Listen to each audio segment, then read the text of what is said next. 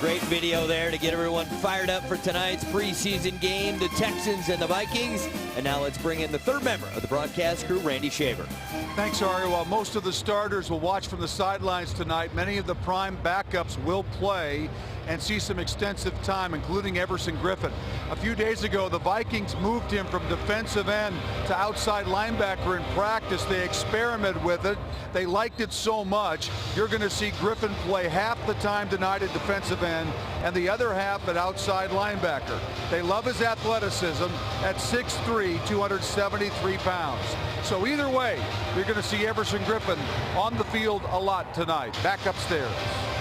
Thank you very much, Randy. Tonight's keys to the game are brought to you by GMC. Find your select Minnesota GMC dealers at gmcdealsmn.com. Well, Ari, we talked about Ponder and Webb. They're going to work all of tonight, and no final decision has to be made out of that. Let's just continue to develop the young quarterbacks. Most importantly, let's evaluate for the final 53. Get the best football players you can on the final 53. And then the safety position is still open. The strong safety position, the punt return position is open between Charles and Jamar Johnson. So I think Sanford and Tyrell Johnson, Jamar Johnson versus Charles, those are the open battles tonight.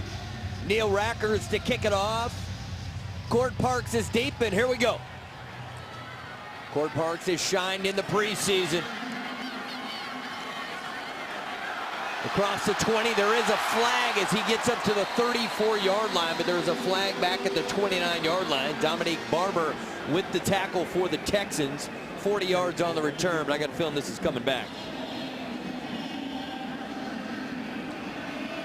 First down. That's Walt Coleman, and the penalty went against Larry Dean, a guy that has really excited people. A lot of people anticipate an undrafted player from Valdosta State will make the team, and there is Christian Ponder. Everybody knows he's going to make the team. The number 12 pick in the 2011 NFL draft. He will get the first half of action. See the left tackle, DeMarcus Love, the 6th round pick. We're going to be talking about a lot of the young guys and their development tonight.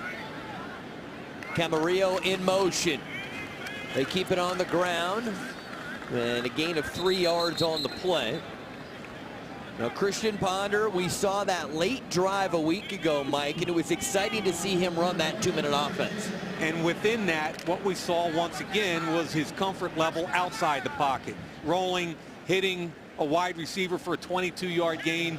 Like most athletic young quarterbacks, when they have clear vision and nobody around their feet, that's when they're most effective. Tristan Davis starting at tailback. Little play action for Ponder. They roll him out, showing that athleticism in Ponder.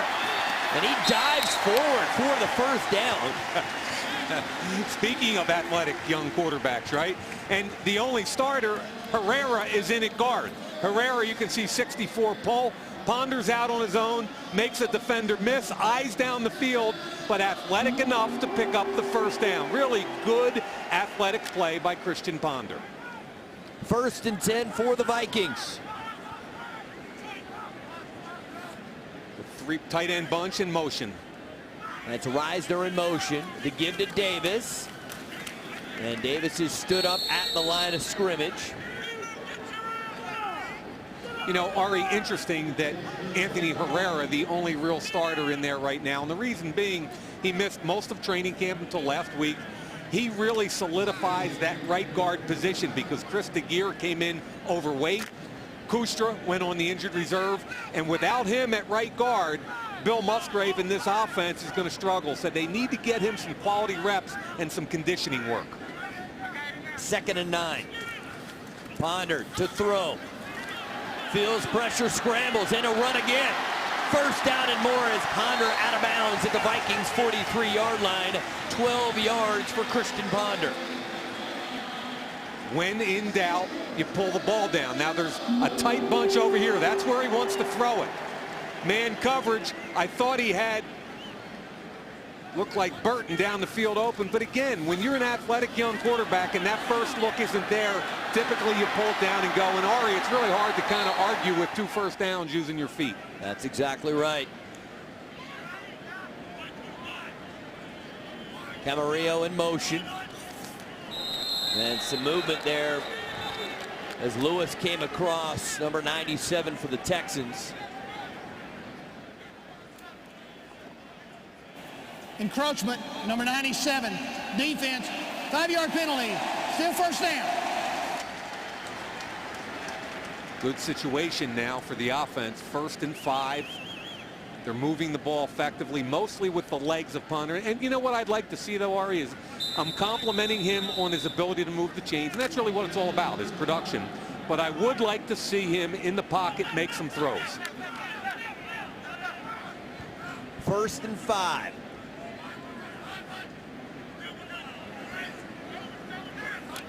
Texans and a whole bunch of guys at line of scrimmage, but Tristan Davis, he takes a pretty good hit, gains 4 yards right at midfield. 2nd and short, maybe a chance to take a shot over the top.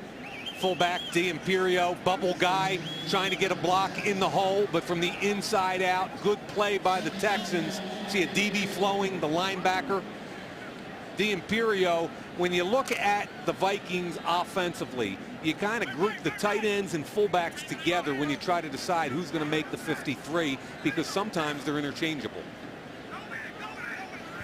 Iglesias split out to the top of the screen. Ponder's rolling and forced out of bounds. Couple yard loss there, a loss of 3 on the play. That time I had no problem at all with the decision by Ponder to tuck the football, because he had absolutely nothing there. Bootleg, the drag from behind was covered, the deep was covered, and the flat guy was covered. So you got to pull it down, and now you've got a 3rd and 3, 3rd and 4 type situation. Nice play there by the rookie linebacker Brian Brayman. Showed good speed to keep up with Ponder and make the tackle. So now 3rd and short. Moment ago you saw Texans head coach Gary Kubiak, and what the Texans want is a trip to the postseason. Still looking for their first ever berth in the NFL postseason. Blitz is coming. Ponder gets away from it. And he's going to scramble, get the 1st down, and dive across the 45-yard line, a gain of 8. 3rd first down using his feet, and your guy Brayman came loose untouched. Watch Brayman come off the edge. Right there, Ponder makes a miss. Now he's looking down the field, tucks the football, cuts back, picks up a key 1st down. Missed by Brayman.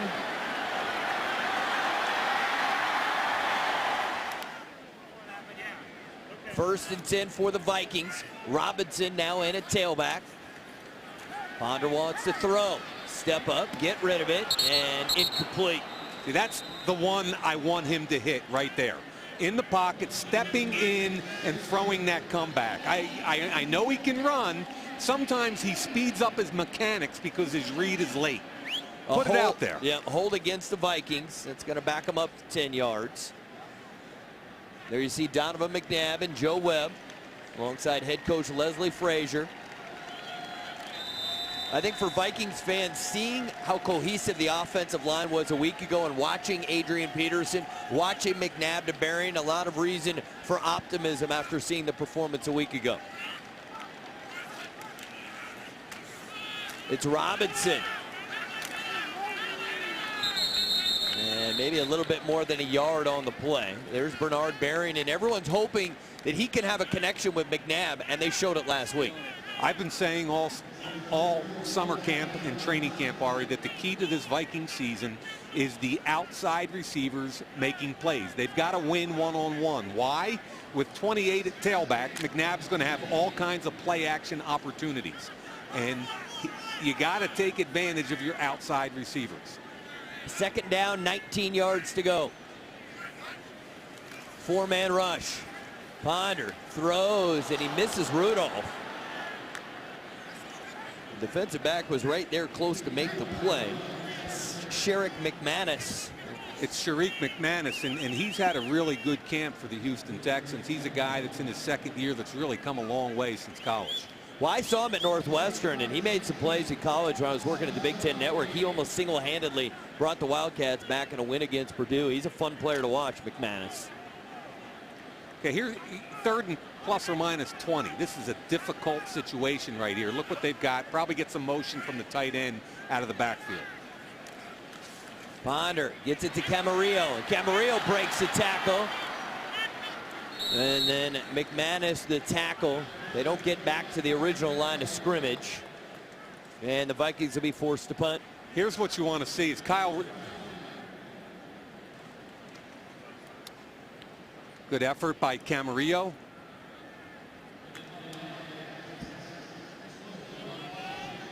You got to see a better effort there from Kyle Rudolph. Well, Chris Cluey on to punt.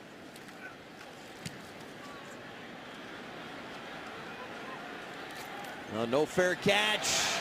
Takes a Vikings bounce.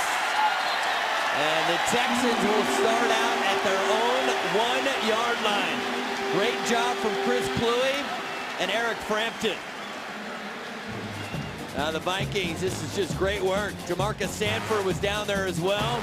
There's the ball, and Frampton able to save it.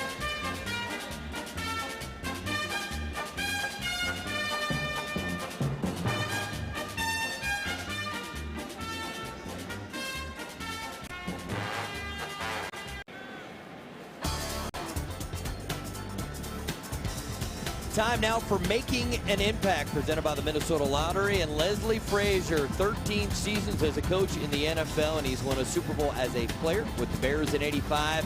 And as a coach, he was the defense coordinator for the Indianapolis Colts. And I'm sure Viking fans and Mr. Frazier would like to add to that hardware right here with the Vikings. Now, while we were away, Gary Kubiak decided to challenge the ruling on the field. I think what he thinks happened is the recovering player, that Eric Frampton, his foot was on the goal line. Let's take another look, Mike. Yeah, in college football, it's just the football. In the NFL, it's the player and the ball. So if your foot is touching while you have control of the ball, now it looks to me like he got rid of the football just before the foot touched down. So here's a good angle right here. When does he have it now? Where's that next foot coming down? I don't think that one's on, but that's the key. And because it's got to be compelling evidence to overturn, because the ruling on the field obviously is down by Vikings, I don't see him overturning this one. I agree with you, Mike. We will have to wait and see. You can understand the challenge there. You don't want to start out your offense, back at your own 1-yard line if you don't have to. It's a fair challenge. I like it. After reviewing the play, the written on the field is confirmed. The player did not ever touch the goal line. Houston will be charged the first team timeout. Nice job by Eric Frampton, one of the best special teams players on this team for the last several years. And we've talked about him every game of the preseason. He's always out there making plays. He's a great example of a guy who's become a consistent member of an NFL team because of his willingness to be great at special teams. And he understands the rules. He knows that he can't allow that foot to touch the line, or you got a 19.5-yard differential. That's a huge play. Yep. So the Texans down. It's a tough spot. Matt Leinart, the quarterback.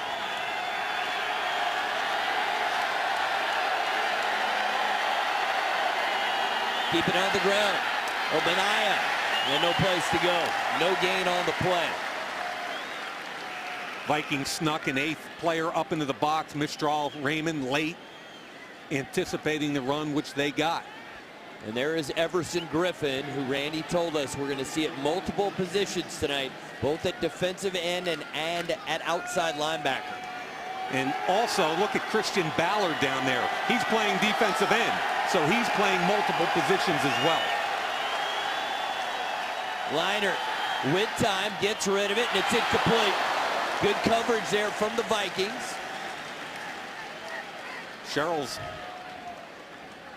Marcus Sherrill, we've been talking about him a lot, the intended target with Derek Counsell. Let's watch the coverage. One of the bubble guys in the defensive backfield. Now, there's a chance with that left arm hooking the backside that you're going to call. You could see him right away turn around and look to see if the. I wouldn't. I'm a former defensive back. I wouldn't argue if the flag came out there. 3rd and 10. They keep it on the ground. And Obadiah gets out to the about 5.5, which gives the Texans a little bit of room for the punt. And there you see Jared Allen chomping at the bit for the regular season to start a week from Sunday in San Diego.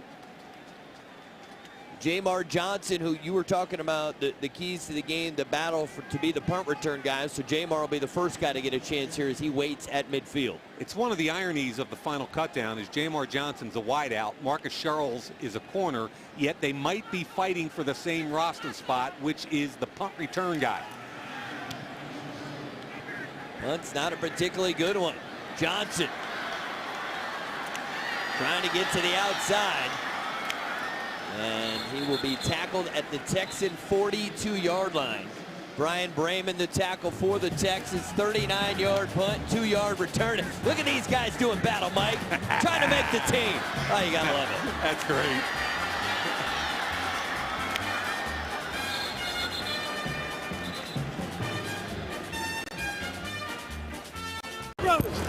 Oh, yeah! There it is.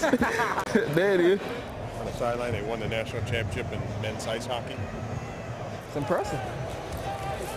I feel honored to be amongst the hockey national champs of the collegiate ranks. My mind is renewed by the word of God.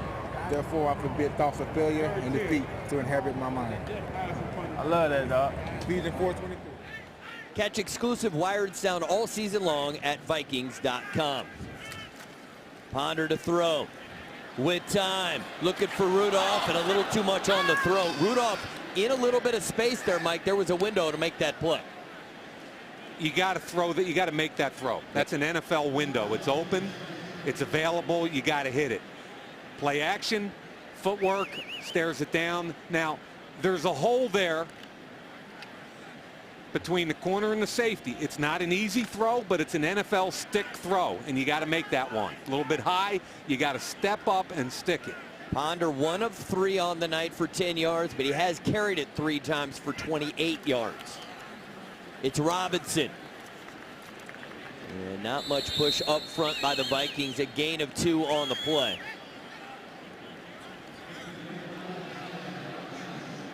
So going through this season, Mike, you're Christian Ponder, and you're going to get a chance to watch Donovan McNabb. You're going to learn from Bill Musgrave, but the Vikings are hoping he won't see duty. We know Joe Webb might be a part of a Wildcat package. What's the best way to go about it if you're Christian Ponder as you look at the big picture of the 2011 season? I think Ponder and Webb have to approach every day like they're the starting quarterback, and every snap in practice is critical. Right there is a situation where he stared down his receiver one more time, and he almost had a pick 6 right there from the Texans defensive back, Quentin Demps. Demps is going to be beating himself up over that.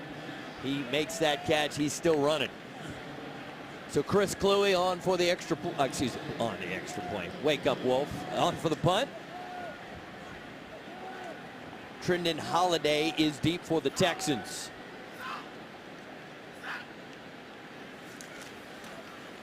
And Cluey last time pinned him at the 1-yard line.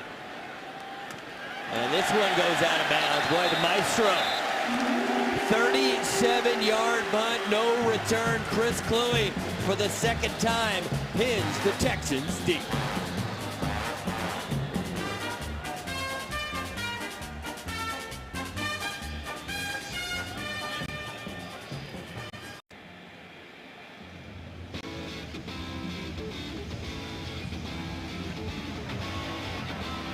It's time now for the Dodge Player Spotlight.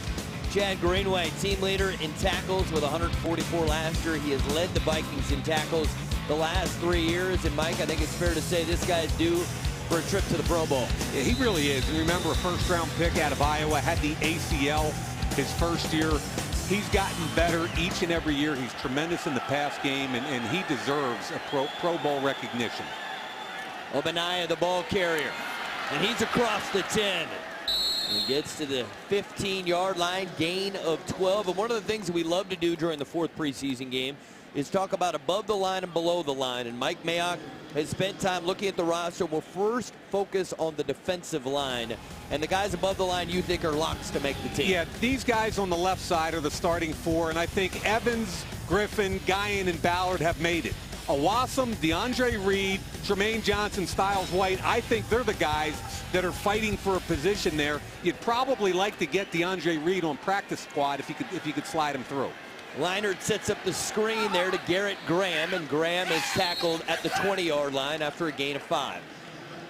going back to it here, Ari, I love Ballard plays two positions. Same thing now, we're looking at Everson Griffin at outside linebacker. Reed, probably a practice squad guy. Look at Styles White, University of Minnesota, used to be Greg White. Yes. He averaged 6 sacks a season in Tampa Bay, so he's kind of the quick fix. And if you're going to keep 9 to 10 defensive linemen, then 8 have made the team, in my opinion, and 1 or 2 of those 4 will make it. Obanaya, not much doing there on second down. Gain of a couple. Larry Dean and company in on the play. So bottom line, Ari, Styles White, Awasam, Reed, and Johnson, I think 1 or 2 will make Fred Pugich's defense.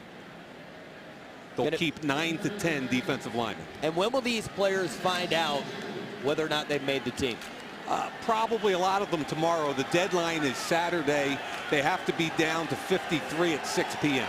And there are 80 guys in uniform tonight, so do the math. It's going to be maybe a sleepless night for some guys. Liner throws, and the catch is made and tackled at the 39-yard line. Derek Counsell, gain of 17 on the play. Kenny Anatolo, who was hurt a little bit, he had his back turned at the snap and kind of lost. Watch what happens right here. He's got his back turned, doesn't see it. Number 2 crosses his face. He's late to react, and Houston gets a first down. Anatolo, one of the bubble guys at linebacker. Former CFL player who made the team a couple seasons ago. Terrific special teams player. Liner looking down the field. Bryant Johnson makes the catch in Viking territory. Raymond the tackle at the Vikes 39-yard line.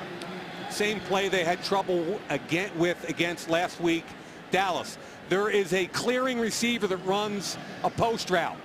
There's the post, and then underneath comes the dig. Well-conceived play. You've got to drive on it late. Clearing route, boom, dig route. Underneath, you get behind the linebacker in front of the safety. Mistral Raymond comes up and makes the play. Leinart 3 for 4 thus far. Obanaya the ball carrier. And he is brought down at the Vikings 35-yard line after a gain of 5 yards. Clock ticking here, 3:35 and counting in the first quarter. If you're just joining us, 4th and final preseason game for the Texans and Vikings. The Vikings will kick off their season a week from Sunday in San Diego, and that is a tough matchup to take on Phillip Rivers and the Chargers. I think he's poised for a huge year. I've seen him twice live in the preseason. Tough matchup. But remember, Peterson ran for 296 yards last time they played him. Obanaya gets into some space, and Larry Dean the tackle, but there is a flag at the 25-yard line. They may get a receiver or a tight end for a block downfield. Chris Obanaya is a kid out of Holding. Texas. Number 19. Good call, Ari. Offense. 10-yard penalty. Still second down. Doran Dickerson, who's a former tight end H-back out of Pitt, now playing wide receiver with the hold down the field. Obanaya, pretty good player, jack of all trades, good at everything, not great at anything. Doran Dickerson, got to keep your hands within the framework. You can't grab and hold. Burton is the one that's being held. Good break, but for the Vikings, because that was a good play at the point of attack for Houston. 2nd and 10. Jarvis Williams now the tailback. And hold everything. False start against the Texans. False start, number 89. Offense. 5-yard penalty. Still second down.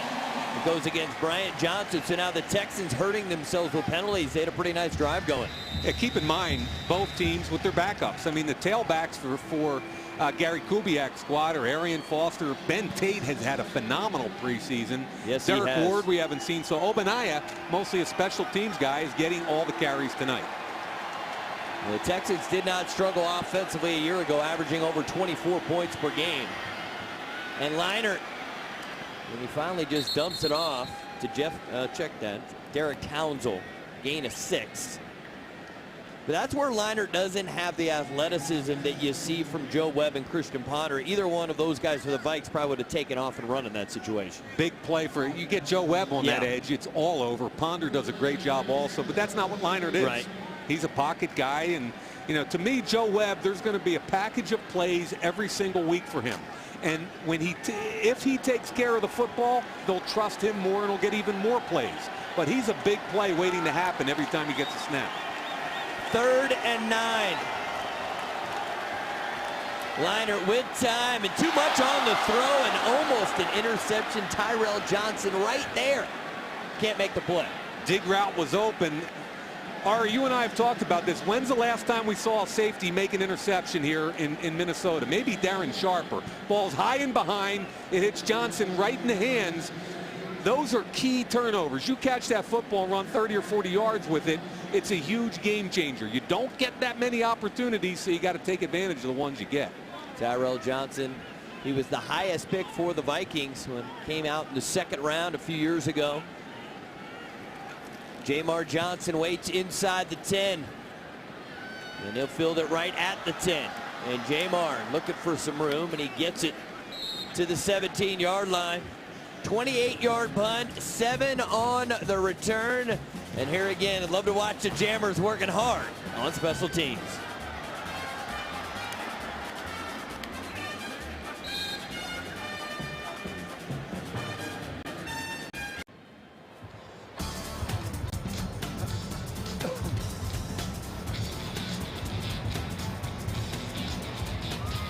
Back here at the Dome, Vikings, Texans, no score near the end of the 1st quarter. Donovan McNabb not playing tonight, along with many of the starters.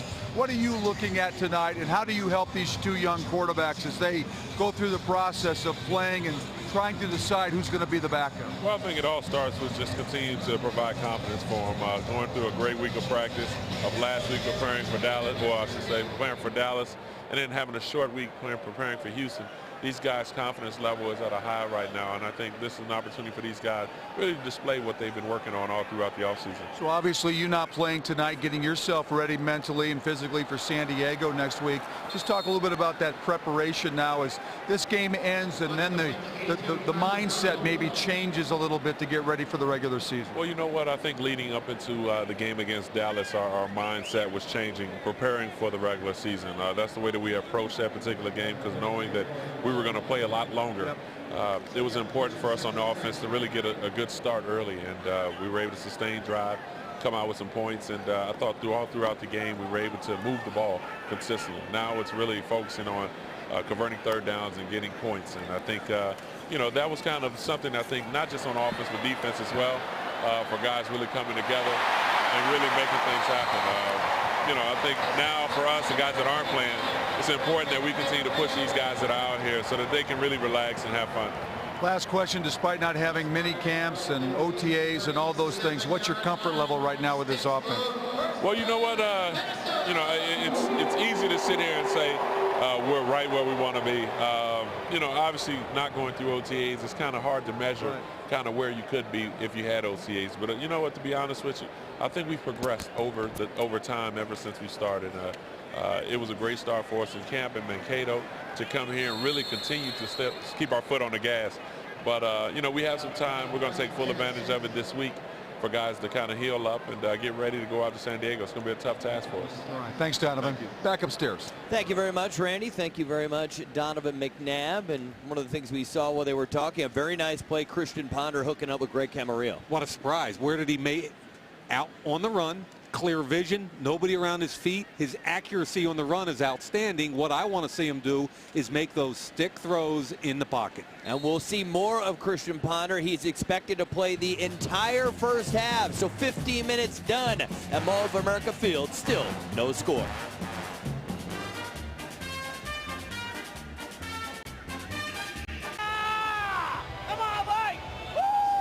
If he's that committed in the preseason, I can't wait for the regular season. Time for the rookie profile presented by Chrysler and Christian Ponder, the 12th overall pick in the draft, the 4th quarterback selected, and there are his numbers so far in the preseason. Woo! Big hit there. No gain on the play.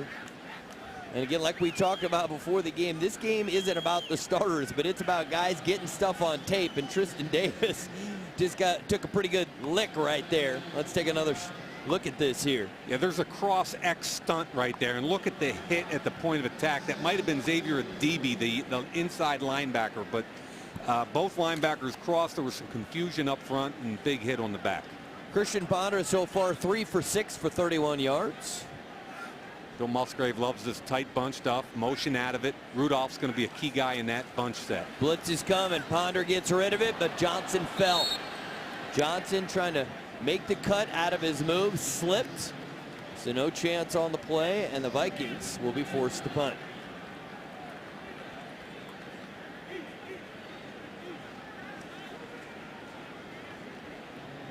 Trendon Holiday is deep. Chris Kluwe's done a terrific job so far. 2 punts have pinned the Texans inside their own 10-yard line. We'll see if he can do it again. I was on the field hanging out with the specialists before the game, and they were teasing him. Colin Loeffler, the snapper, was teasing him because Kluwe went to UCLA. The place kicker Longwell went to Cal, both Pac-10 schools. Apparently, Longwell was an all Pac-10 punter, even though he was a place kicker, and Kluwe was never all Pac-10. And then in the Madden game this year, apparently Longwell's got a higher rating as a punter than Kluwe. And Loeffler was all over him about it. Those 3 guys have a hoot together. They're really fun. They really do have a good time, and why not? And they spend the bulk of practice without everybody else. They might as well enjoy each other's company. And Prefer right there has done a really nice job, especially with the coverage units. I like what he's doing. They had a field goal blocked last week. False start, number 67, offense, 5-yard penalty, still 4th down. If you remember, Sensabaugh from Dallas leaped over the center and the guard. It was just an incredible athletic event. It was. And it was not illegal because he didn't use the offensive lineman for leverage. Have you ever seen a guy He doesn't know what to do with the flag. Have you ever seen a guy do that? Literally just broad jump over the line of scrimmage? Sensabaugh had a 43-inch vertical leap at the combine. I've never seen it that clean. Holiday trying to get to the outside, showing some speed. And Raymond gets enough of him to force him out of bounds as Raymond loses his helmet. 42-yard punt, 17-yard return. So finally, Matt Leinart and the Texans, decent field position.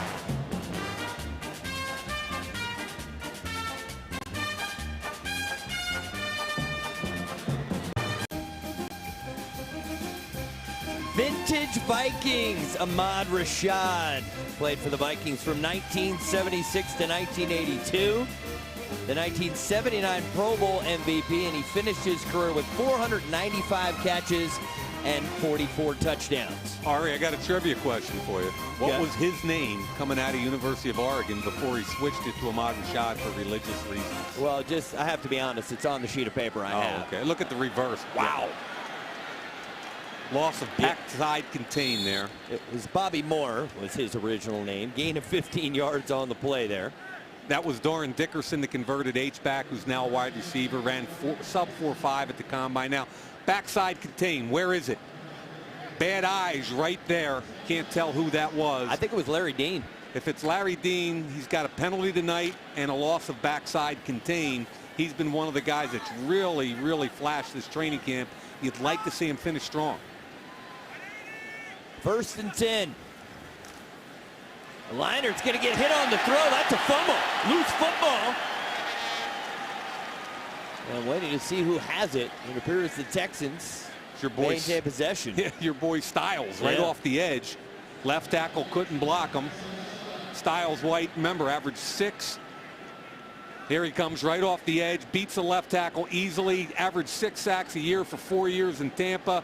That is a statement right there by Styles White. We talked about the defensive end and the defensive line. I think 8 of the 9 or 10 spots are locked up. White, Awasam Reed, and Tremaine Johnson battling for 1 or 2. That's a statement by Styles White. 2nd down, 17, Obaniah, and he can't handle the exchange, and then tackled in the backfield. Larry Dean and Marcus Sherrills combined on the tackle, loss of 2. Styles White beat the rookie 7th round pick 2 plays ago from Arkansas State. Leinart. Little backdoor handoff. It never gets in. It's a draw out of the gun. Obaniah just jumps on it. Texans on 3rd down tonight, 1 for 3. 3rd and forever. You'll probably see them in their 2 deep shell. Force the ball thrown. You see the 2 safeties deep here. Force the ball thrown underneath and rally up and make a tackle. And it appeared there was movement from the center. Offense, 5-yard penalty, still 3rd down. Barbieri, the center from Rutgers, Not the cleanest played game we've seen, Ari. Nope, that's for sure. And we knew that coming in, as you mentioned. Yep. It's part of the deal. These kids don't get as many snaps during the week as the starters do. You got to forget about all the other stuff and just concentrate on your own assignment, because that's how you're going to be evaluated on tape.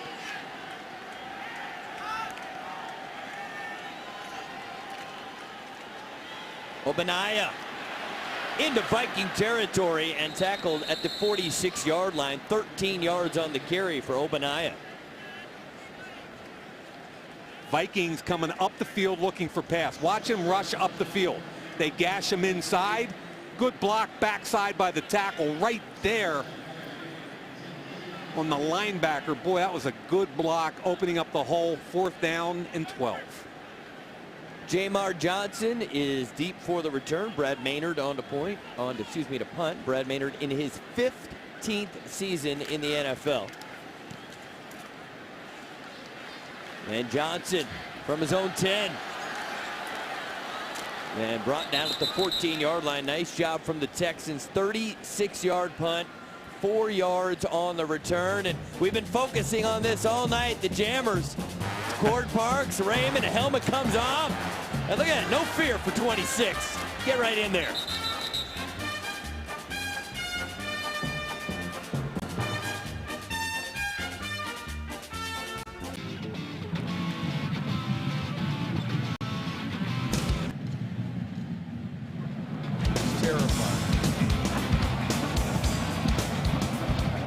Back at Mall of America Field, no score second quarter. Vikings and Texans. Jim Kleinsasser joins me. I think you've been around long enough that I think we actually ran a vintage Vikings segment on you, and you're still playing. That's how long you've been around. What does this feel like to be out here, and what is this, year 13 for you? 13, yeah. Wow. It's, you know, I've been lucky. I've been blessed being able to stay in one organization, close to my friends and family. I couldn't have dreamt up a better scenario. So talk a little bit about the tight end situation. As you're near the end of your career, you see a guy like Kyle Rudolph walk in the door. What are some of the things that you talk to him about, and what do you see in this young guy? Well, first off, he's a great guy. Number one, yeah, that's the first thing you see in any player is what kind of a person they are, and that'll give you a pretty good indication on how they're going to turn out. He's got the work ethic. He's a smart kid. I think he's, you know, he kind of gets it. Yeah. And you know, the only thing that's going to hold him back is you know, just himself. You know, he's just a great player. Sky's the limit for him. So you've seen so many different quarterbacks come through here. Donovan McNabb throwing to you. How strange is that? Well, we played the Senior Bowl together, so had a little familiarity with him, but he probably doesn't remember. Yeah, you know, tight end from North Dakota. But, are you kidding? He remembers you. Yeah, he's a great guy. You know, just a great character to have on the team. You know, just the prototypical leader out there. Good luck to you. Thank you. Thanks. Back upstairs. All right, Randy, back-to-back big plays. Jamar Johnson with the catch, and then a 32-yard run from Alexander Robinson. Rudolph in motion. Blitz is coming. And Ponder. Hey, a little stiff arm from Ponder, and actually turns that into a positive gain. That's pretty good strength right there. You got a big guy bearing down on you, and just stick out your paw and keep him at bay. Gets Tim away, Dobbins, yep. yeah, gets away from Tim Dobbins. Eyes down the field. Boy, Dobbins just abused the tailback there, Alexander Robinson. Robinson's got to do a better job of squaring up in the hole.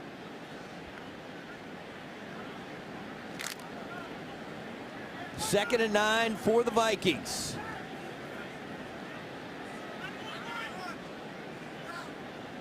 Iglesias in motion. Setting it up for Iglesias. And no place to go. McManus able to slow down the play in the backfield, and it just gets back to the line of scrimmage. You know, Ari, I mentioned earlier, when you're a Viking, you have to look at tight ends and fullbacks together. They're often interchangeable. Schenko, Kleinsasser, and Rudolph. They should all make the team. Now you've got 4 guys down here on the bubble for what I believe is going to either be 1 or 2 slots. They'll keep 4 or 5 guys. Dugan is the veteran, and D'Imperio is the guy that's the natural fullback that's also played extremely well in special teams. Ponder from the pocket throws. There we go. Good looking strike from the pocket. Like that throw to Jamar Johnson. Another catch for Johnson, and I think more importantly, Ponder getting a little bit of a comfort level right now in the pocket. He seemed more on rhythm here. Watch the rhythm. Steps up, gets rid of the football, throws it over the underneath coverage. Great job pushing it out wide.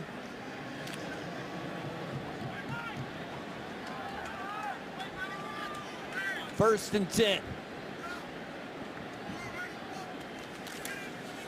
Looks like a broken play here. Ponder says, you know what? I'm faster than this defensive end. And Ponder gets it inside the 10. It'll be first and goal. That's a pretty good broken play right there. Yeah, he beat Jesse Nading, the outside linebacker, but I think Ponder's the one that's wrong here. Everybody's going the other way. There's 72 Nading. He's much faster than him. Ari, the difference is, and he looks great on the edge tonight. The bottom line, though, is if you do that against first-team NFL defenses, it's -8. Yes. If that's Mario Williams there instead of Jesse Nading, it's going to be a whole different situation. Correct. And that's okay. Learning process. Red Zone is brought to you by the Minnesota Lottery. And Robinson gets it down to the 5-yard line.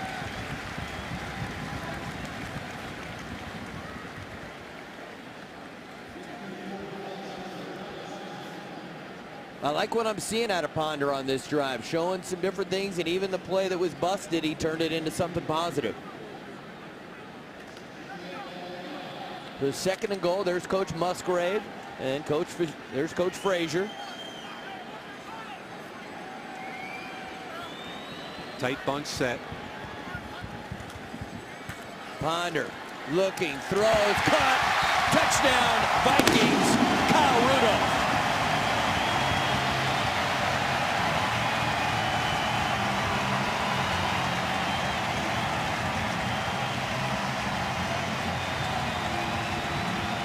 Now in the tight bunch, what they're trying to do is set picks, anticipating man. Here comes Rudolph right behind. Squat on the goal line. He gets lost in all that traffic. That's an easy throw and catch for a touchdown.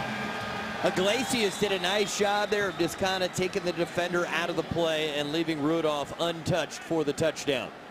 Ryan Longwell on for the extra point. Kick is on the way, and it is good. So the Vikings strike first, 6:25 to go till halftime.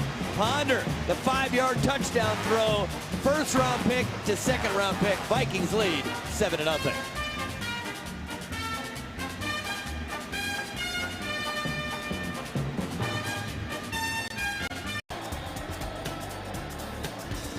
This drive summary is brought to you by the Minnesota Department of Public Safety, reminding parents to use booster seats for children ages 4 to 8. Time now for Vikings trivia, brought to you by the Minnesota State Fair. Don't miss the Great Minnesota Get-Together August 25th to Labor Day for the top 5 all-time rushing leaders in Vikings franchise history. I got 4 out of 5. Mike got them all. I'm guessing there are a couple Browns in there. Yes, and we will come back to that later in the broadcast. It's Holiday on the return and up to the 28-yard line. And we'll take another break, but Ponder excellent on that last drive. He went 4 for 4 for 33 yards, including a touchdown pass to Kyle Rudolph.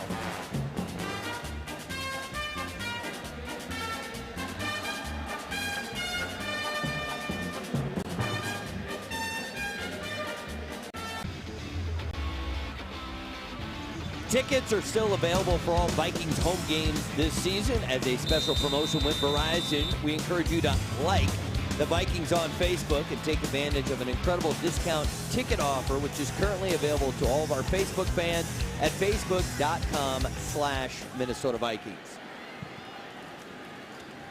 Liner, play action, plenty of time. Bryant Johnson the catch, and David Herron the tackle at the 48-yard line. Yeah, they just acquired Bryant Johnson, former first-round pick, and that's against a 2-deep zone where he read it correctly and sat down behind the backers in front of the safeties, and good timing route from Liner. And you give any quarterback in the NFL that kind of vision and that kind of space to throw the football, they should be able to find their target. You'd like to see some pressure here. And again, Styles White here, Owassum here. You're looking for these guys to get some pressure on the quarterback. Leinart 5 for 7 for 72 yards. Pressure's coming this time. And he gets rid of it, but it'll be a loss on the play. And let's check in with Randy. All right, thanks, guys. With Percy Harvin, I think one of the first things we always think about when we see you is how are you doing, how you feeling, everything good? Feeling great. Like I said, I haven't had a headache. That's hopefully in the past. We're going to knock on wood on that one, but health is good, body's feeling good, so we'll be ready for the opening. We haven't had a chance to talk to you during the preseason. What do you like about the Musgrave offense, and what do you get excited about when you see this offense? He has a great feel of his guys. Everybody talent. He don't try to make the system fit him. He makes you fit into the system. And by saying that, everybody has a package. I have certain plays where it fits me. Shenko has certain plays fits him, and we'll all start with 2-8 running the ball. So we all love him right now. A lot of guys obviously not playing tonight, getting ready for next week. How does the mindset change between tonight and as you show up to work tomorrow knowing that you're going to play for real? Today we just want to get mental reps, a lot of rest, and our next week is for real. So all the preparation, all the hard work we put into in a short amount of time, we get a chance to display it and just get to play. Everybody's been waiting for this regular season to start, so the players as well. So it'll be fun for us. Stay healthy. All right, back upstairs. Leinart on the throw, and it's incomplete. And just to finish off, Percy Harvin talking about Bill Musgrave. He said, quote, and I read this several times, I love Musgrave's offense. And if you're a guy for the first year working with a guy you haven't spent that much time with, to have that level of enthusiasm from the players, you'd hope is a good sign of things to come for this offense. Well, there's two levels to Musgrave. One is schematically. Uses a lot of tight bunches, a very user-friendly type offense. But secondly, Ari, you and I saw it in the team meetings, where he's very easygoing with the players. I think he's a very good teacher, and I think the players know he's going to put them in positions where they can shine. Marcus Sherrills from his own 6-yard line and out of bounds at the 13-yard line. So clock stops with 4:11 to go in the first half. Vikes in front 7-0, and more work for the rookie quarterback Christian Ponder when we come back to Mall of America Field.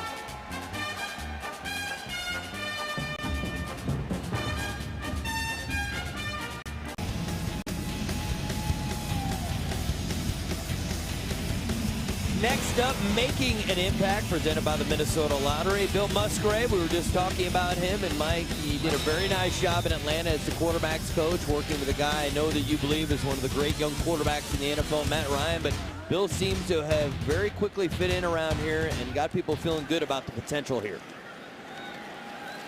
You know, Ari, his pedigree is really interesting to me. As a player, he was a backup to both Montana and Young in San Francisco. He was a backup to Elway in Denver. He's been an Atlanta coach, a Washington coach. He's been a coach in Jacksonville. He's been a disciple both of the Air Coryell system that San Diego favored way back when and the West Coast. So he's kind of taken the best from both systems, and I think he's kind of created a user-friendly offense. Ponder, play action, going up over the top, looking for Johnson, and he falls down, and it's going to be pass interference. Bryce McCain, third-year man out of Utah, is going to get called for the penalty. Pass interference, number 21. Defense. Ball be placed at the spot of the foul. First down. Interesting call. I'm not sure if this is interference or not. Ball in the air. This is pretty good coverage by McCain. Now, Johnson's got to get up and make a play. You're both entitled to the football at that point. Did he push off a little bit? Probably. And you're going to, as soon as you see that right arm extend into the body, I think all the back judges are going to throw that. If the offensive player does that, they don't care. Spoken. Yes, like a true former defensive back. It's a true story, though. Yes, it is.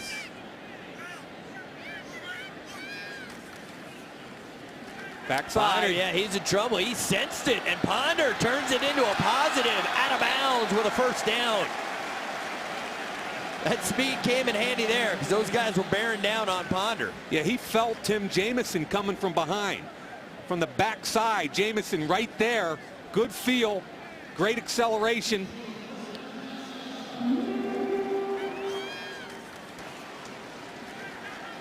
And again, he just has real good feel, innate presence, gets out of the pocket, makes a positive. His football IQ very high, and certainly his academics very impressive. Finished his master's degree while he was at Florida State. This is Tristan Davis. And Davis gets to the 38-yard line of Houston after a gain of 3. Now, it's intriguing to me why the quarterback position is so difficult in the NFL. You know, when Ponder started his first year in 08 at Florida State, 14 touchdown passes against 13 interceptions. So, you know, he struggled a little bit, and that's just at the collegiate level. Then he got a little better each year. I don't know why people think first-round picks are going to come in here and light it up in the NFL. Right. It's a learning process. Everybody's bigger, stronger, faster, and there's so much more you have to learn.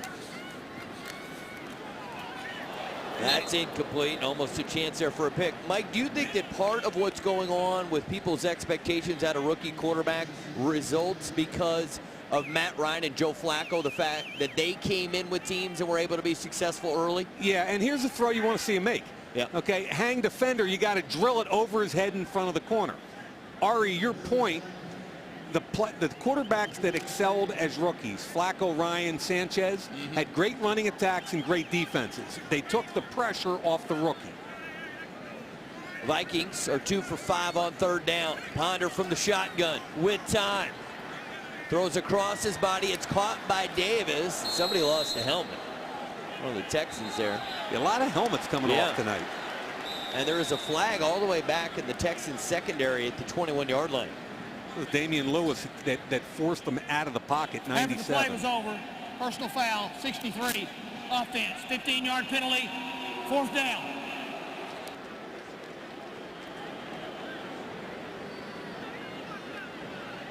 I guess they got Fusco. Yeah. Let's Fusco, see if Fusco what he did the center out of Slippery Rock, 63. Here he comes in late, right up here. Oh, yeah. Come on. I mean, Brandon, you should know better than that. Come on, he's from the Rock. I know. I mean, who doesn't love Slippery Rock? Yeah. Now, he's a big, strong kid that can bend a little bit. Kind of like him. Dumb play. But that's what happens when you get minimal snaps and you're trying to make an impression.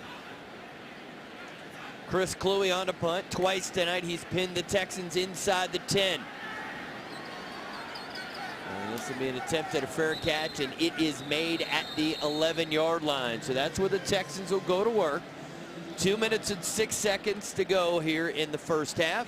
Go to Vikings.com/endzone to learn about great promotions, including the Miller Lite Vikings tailgate on the beach. Find out how you can be a part of this amazing trip to Cancun, Mexico. Brought to you by Miller Lite, the official beer sponsor of the Vikings.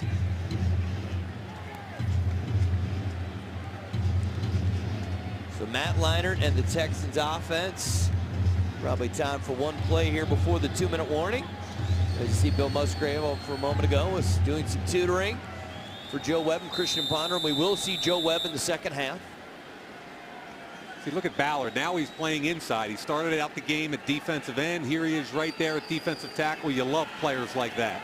Leinart, Garrett Graham the catch. Gain of 14 on the play, and we have come to the 2-minute warning. See if the Vikings defense can come up with a stop when we come back.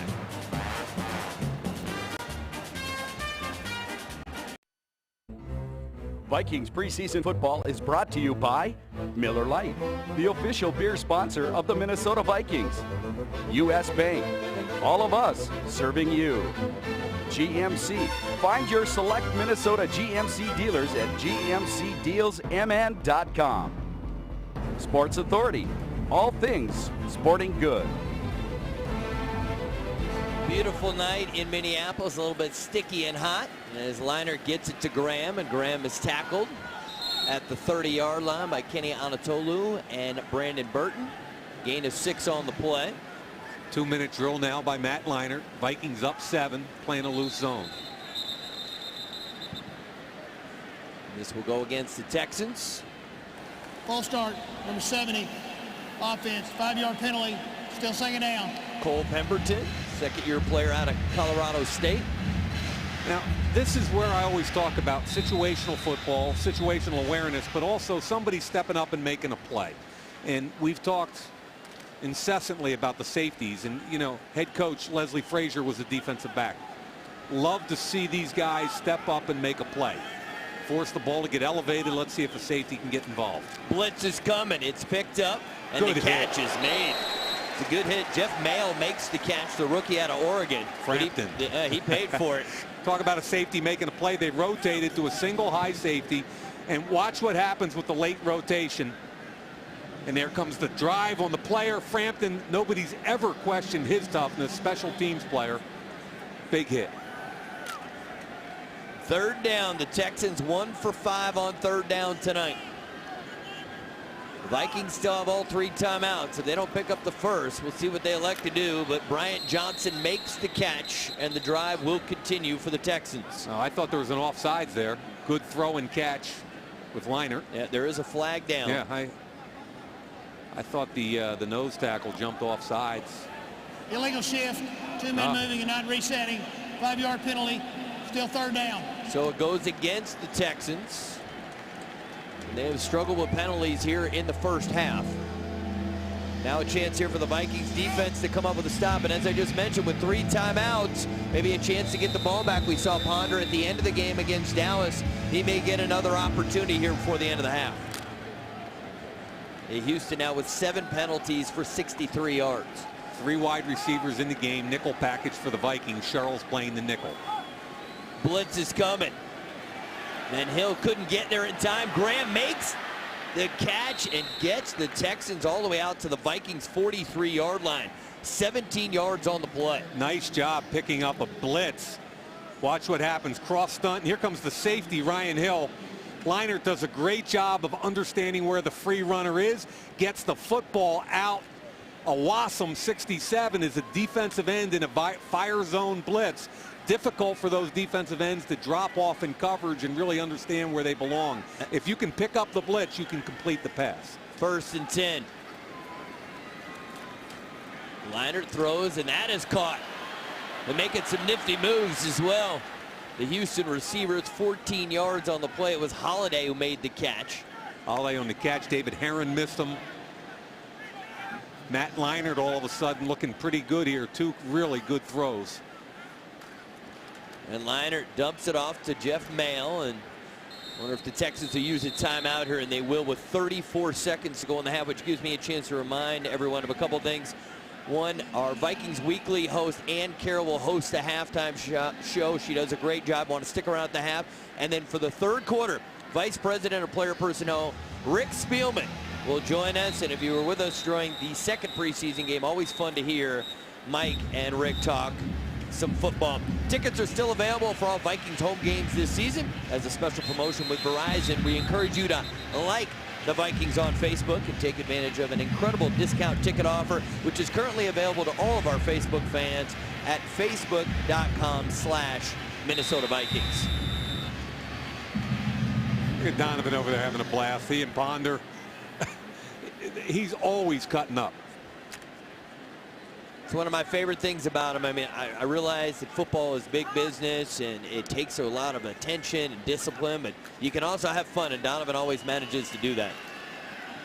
Though I will say last year in a Redskin uniform, he didn't look like he had as many laughs as he did in Philadelphia, and hopefully he'll have a great time here in Minnesota. Yeah, I think he was a square peg in a round hole in Washington. Here they are, hurry up, 3rd and 1. Leinart gets rid of it.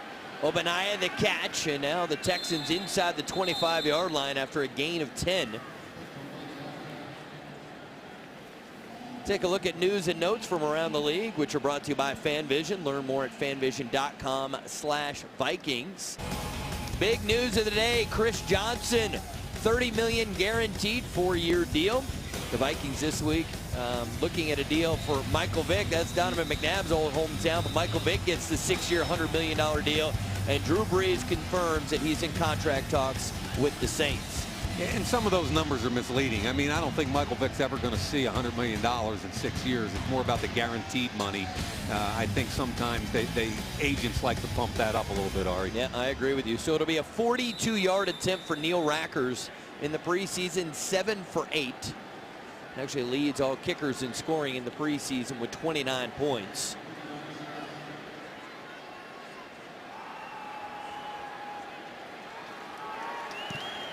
Kick has the distance and no good.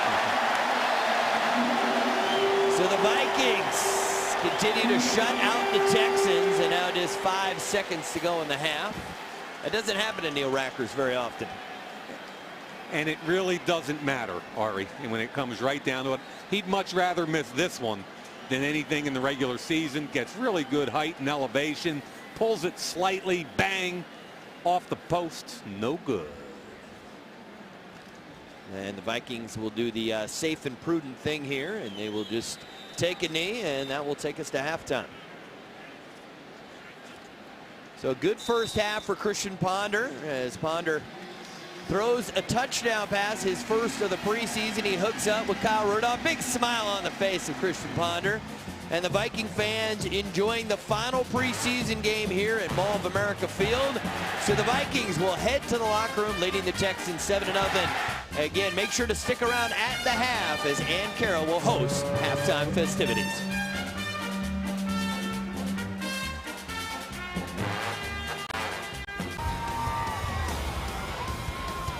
Back here at Mall of America Field, Coach Leslie Frazier. Tell us about the quarterback situation, second half, what you're going to do. Well, we're going to let Christian start it off. He'll go for a series, and then we'll bring Joe Webb in after that. How'd you feel he played first half? I thought he did a lot of good things. I mean, he was running around sometimes and made some plays with his feet, but he also made some plays with his arms. So it was a lot of positives. Thank you, Leslie. Right. Back upstairs. All right, thank you very much, Randy. And as promised, we have the Vice President of Player Personnel, Rick Spielman, joining us here in the booth. And Rick, I know this is a challenging time of year. I don't know what's tougher for you, the night before the draft or the night before you got to cut 27 guys, but talk to me about what you've seen from this team through training camp and through the preseason, and how challenging it's going to be to make these cuts. Yeah, no, it's going to be very difficult. We have a lot of good competition going on at a lot of different spots. We're going to have to make some tough decisions tomorrow and Saturday, and we'll pare it down to our 53. On Sunday, we can get our practice squad formed to sign 8 guys back. You know, Rick, talk a little bit about, for the fan at home, because they hear me all the time talking about the importance of special teams when you come down to these final cuts, and kind of how you guys as a team have to work through the discussions so that you're covered at the position groups but also covered on special teams. Well, what happens is you know who your starters are going to be, but those guys that when you have 46-man roster on game day, those guys that are the backups have to be the core special teams players. So the one thing rookies have to learn, and they eventually learn, is that you come in here, you're not starting. You probably didn't play a lot of special teams in college because you were a starter, but now that's what your role is going to be until you do become a starter. Like that guy, Heath Farwell, who makes a pretty good living covering kicks. Yeah, and that's how he made the 53-man roster, and that's how he made it as a college free agent. And you see a lot of college free agents that end up making a roster just because of what they can do and help you on special teams. You know what's ironic, though, is he's done so well and lasted so long that now he's almost got a salary cap figure for a special teams guy that makes it difficult. And now, you know, those are things that we'll have to look at as we go through this thing, but you also know what type of job Heath does for you on special teams. Yep. He's a leader for you, and you got to take that into consideration as well. And just had a little baby last week, their first one. Holiday will take a knee here, and they will start out at the 20. Game stats are provided by Verizon. Text NFL to 8915 to get NFL Mobile, only from Verizon, the official wireless partner of the Minnesota Vikings. And you see some stats going up there, and now we are set for the Texans to start out from their own 20. And no more Matt Leinart. It'll be TJ Yates, the rookie 5th-round pick out of the University of North Carolina. You know, Rick, we got to see some versatility from your defensive guys in the first half. Ballard played inside and out. You know, kid from USC, Griffin, played defensive end and outside linebacker. Right now he's lined up at outside linebacker there, and what we're trying to do is find some versatility in these players and what they do. Obanaya finally forced out by Burton, but there's a flag all the way back at the Texans' 19-yard line. This one's coming back. Number 79, offense, 10-yard penalty, still And first down. We talk about Griffin at the weak side, not used to being cracked at the second level. Watch him right here. Starts to react. Oh, here comes a little wide receiver. Now he ran him over and kept hustling, but he didn't have his head on a swivel because he's not used to playing in space. No, and this is the first week we actually stood him up, so that's a whole new ball game when you're standing up than when you have your hand in the dirt coming off of the edge and have to worry about just getting upfield, rushing the passer. So we're trying to see, because he's such a good athlete and can be such a good playmaker, if we can stack him and maybe put a package in or two where he is standing at middle linebacker or outside linebacker. Yates the throw, and Dickerson makes the catch and tackled at the 25-yard line after a gain of 15. And you know where I'm going again, right? Yeah, the one thing you have to point out is that guy's used to coming upfield all the time. So when he sees play action, he's coming upfield. It's a whole different ball game when you got to see play action, then react and drop back into your drops. Right, and we're not getting on Everson Griffin here. No. This is the first week in his life he's ever stood up and played linebacker. What you're trying to do is get him used to that prior to the regular season to see, like you said, if you can make a couple of packages where you get your best pass rushers on the field. Yates the throw. Looking for Graham, the tight end, makes the catch. Ryan Hill with the tackle at the 45-yard line. 20-yard completion from Yates to Graham. Good throw by Yates, but some good pressure backside by Awassam. Yeah, and Awassam's had a really good camp. He's played both on the left and right side. You see a speed rush there. Didn't have to do much to beat that right offensive tackle to get upfield and get some pressure on a quarterback. But a great job by Yates staying in the pocket and delivering the ball on time and with an accurate throw. And Styles White got a sack in the first half against a rookie 7th-round pick, but still he got to the quarterback. On the reverse, it's Holiday, and Hill not fooled. Great play. Took him 2 cracks at it, but he makes the tackle after a gain of a yard. So nice job there by Ryan Hill, the rookie from the University of Miami. And that's one of the things you want to look at during the game, too. The first time they ran it in the first half, they got about a 12 or 14-yard gain. Now you're seeing some of those guys, if they see it again, are they able to react and correct what they did wrong the first time? 2nd and 9 for the Texans, opening drive of the 3rd quarter. Blitz is coming. It gets picked up. And there you nice go. job, Everson. He's in pass coverage there, Rick. You got to like that. Nice job breaking. Watch him here, Mike. This is a nice job here, dropping in coverage. All of a sudden now he starts to read and does a great job breaking the pass up on a Hank route. How about he used the correct arm and everything? I mean, that was technique, right? Maybe a quick learner. Freddie Puggage taking care of business right there. Nice job by Griffin. And the one thing, you know, with Brinkley's injury and stuff, we have to look at some other options out there. And if we have that on our team, or do we have to go out and look at it outside our organization? Nice spin move. And that ball comes out. Loose football. Boy. Awassam on the spin move against that tackle. And that's a great job getting upfield and getting that tackle to overset, because last time he beat him with speed. He went upfield and then all of a sudden did the counter spin back to the inside. We are going to take a break, but more with Rick Spielman and Mike Mayock as they talk personnel in this 4th and final preseason game. Awassam calls the fumble. Vikings football when we come back.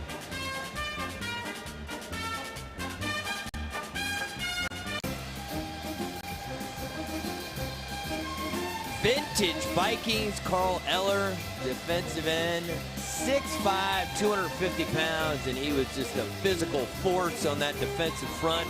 5-time Pro Bowler, and one of only a few players to start over 200 games as a member of the Minnesota Vikings. Purple people eater. Yep. It's pretty cool defense, especially with all that snow out there. Ponder to throw. When he gets out of trouble, I think there's going to be a face mask. It looked like his head got pulled to the other side. I think they may tackle on 15 yards here. I think you're right, Ari, and you know Personal foul, grasping the face mask, number 75, defense, 15 yards from the end of the play, first down.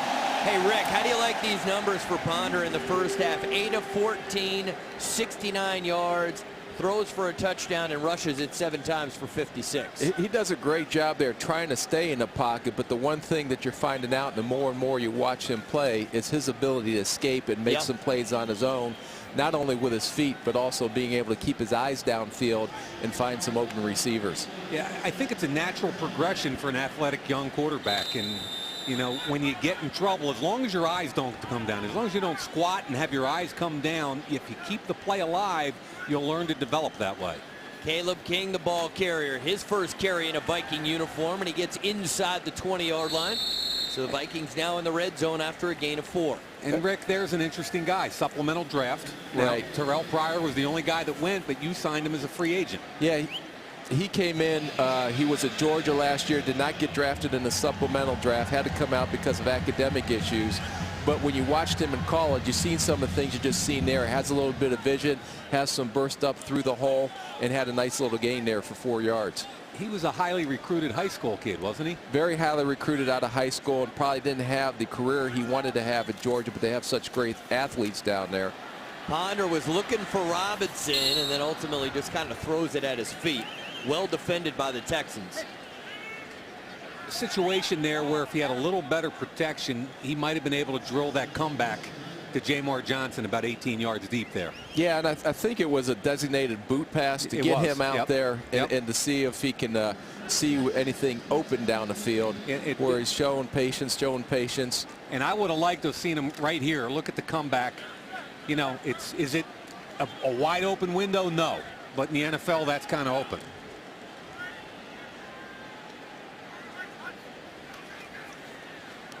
Robinson makes the catch, gets inside the 10.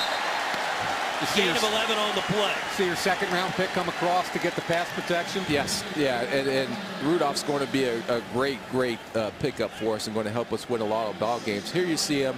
He's got pressure coming off the edge, and he knew where to go with his outlet on his hot route, and that was a nice catch by Robinson. You can see Rudolph coming clear across the formation to pick up Brooks Reed. And like you, Rick, I like the fact that the ball was out of his hands so quickly. And the more and more these young quarterbacks play, the more and more comfortable they'll get. This is supposed to be the final series for Ponder, so what a way to finish the preseason if he could march the Vikings in for the touchdown. 1st and goal. Play action.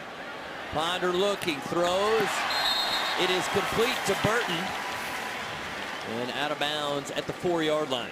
Rick, he made an interesting comment in the paper. I'm talking about Ponder now. The comment he made was that sometimes his reads are late. Now, I would have liked to seen that right now, but he gets it to him finally.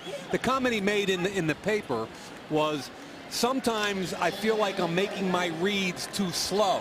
And when I finally see it, then I speed up my mechanics and the ball, and I lose my accuracy. And that's part of what you call the game slowing down for a quarterback, where they're trying to go through their progressions and read, but things happen so much more quickly up here than they do. Robinson takes it for 6. Touchdown, Vikings. Nice job up front creating a hole. And that's a good way for Ponder to take him down the field and get us a score here. Alexander Robinson, the touchdown run. But it's certainly a great way to cap off the night for Christian Ponder. Talk about the guys up front right there. Good push up front by Seth Olson. The entire group. That's what you could have scored that one, big boy. You talking to Ari? No.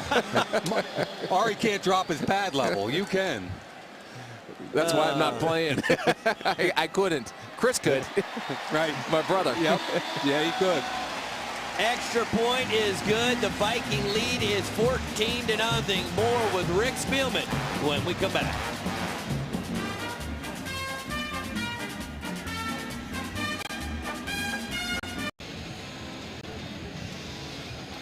Time for our trivia answer. The question was, who are the top 5 all-time rushing leaders in Minnesota Vikings franchise history? And Rick Spielman, you want to take a quick crack at this? I'm going to say Adrian Peterson. Yes. Chuck Foreman. Yes. Robert Smith. Yes.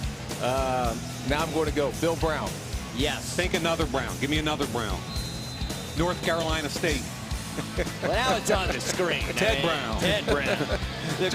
I was going to go with Darren Nelson. The great Minnesota get-together, August 25th through Labor Day. Well, at least I feel like I'm a pretty good company. I mean, if Spielman can only get 4 out of 5, I'm okay with it.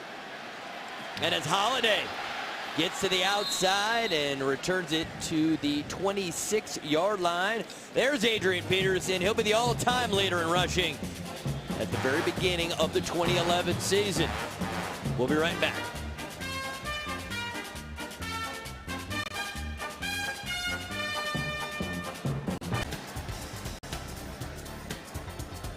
Go to KARE11.com for breaking news, sports, and the latest weather. Or get news on the go by downloading the KARE11 app.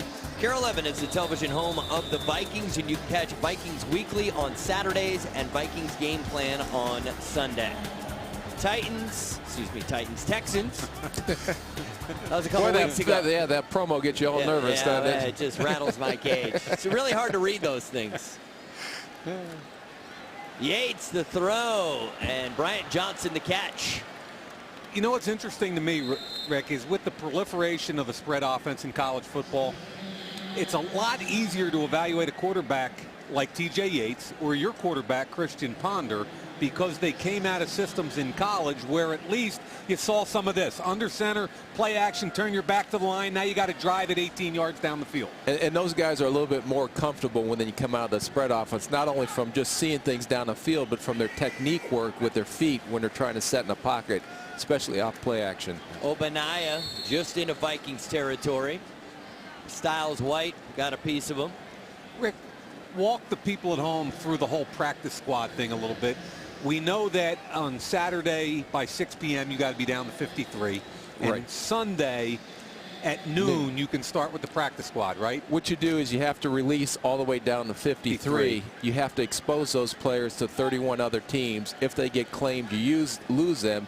If they don't get claimed, then you have potential to sign them back to your practice squad. And you can also sign players off other teams. Obanaya, boy, huge space there. There is a flag down as Ryan Hill able to bring down Obanaya all the way to Vikings 12, but this one's coming back.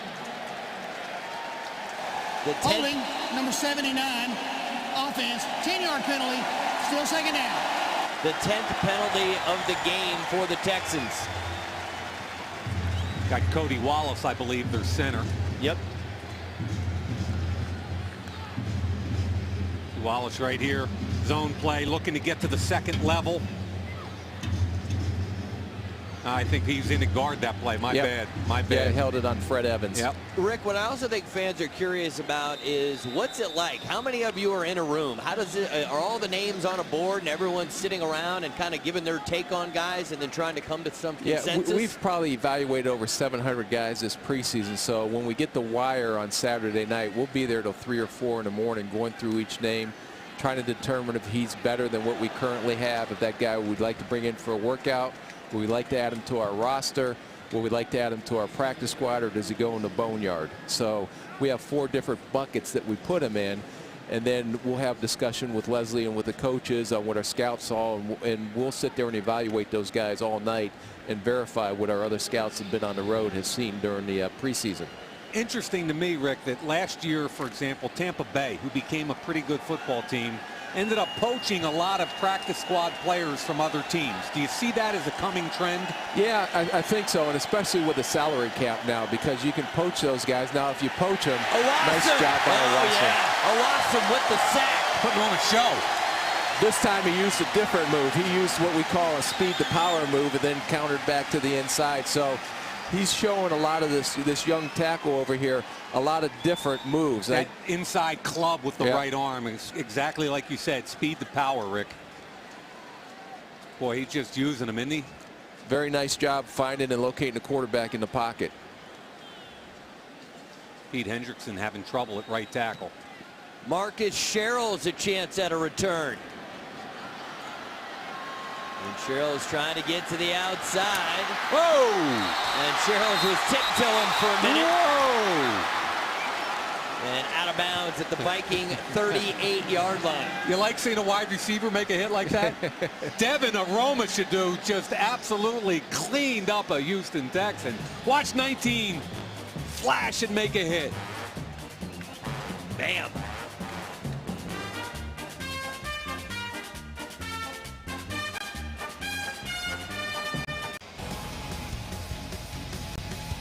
$14-0 Vikes, and guys, it's all about special teams. Ryan D'Imperio trying to make a ball club. Watch the hit. Eyes him up, gets his head around front, no penalty, and then wide receiver Devin Aroma should do. Same thing. Got to get your head and shoulders around to the front, get a piece of the big fella. Rick, 2 deep cleaners on 1 punt return. Are you kidding me? And that's what you want to see. That's what those guys battling for those roster spots at the bottom. Plays like that show up when we go in tomorrow and watch tape. Joe Webb in at quarterback. He gives to Caleb King, and King picks up close to 5 yards on first down. So Joe Webb seeing action, and Joe Webb last week, very impressive at times, Rick. The ability to scramble, get into the end zone, and he also had another big long run. How would you evaluate his progress in his second year? Joe's done a great job, and he, you know, from what we saw in the first preseason game to where we've seen last week, where him going through progressions, him being able to make some throws down the field, and there's no doubt about the athletic skill set that Joe Webb has. And whatever way this #2 quarterback comes in and out, or how we ended up and Leslie ends up deciding to go, Joe Webb's going to be on the field doing some things for us just because of the athletic skill set he has. Now, after Joe Webb and the Vikings beat Philadelphia last year on a Tuesday night, do you guys come back and say, wow, we just beat a playoff team with a kid we drafted as a wide receiver and did some pretty special teams? Do you take pretty special things? Do you take a step back and go, do we have something we didn't expect?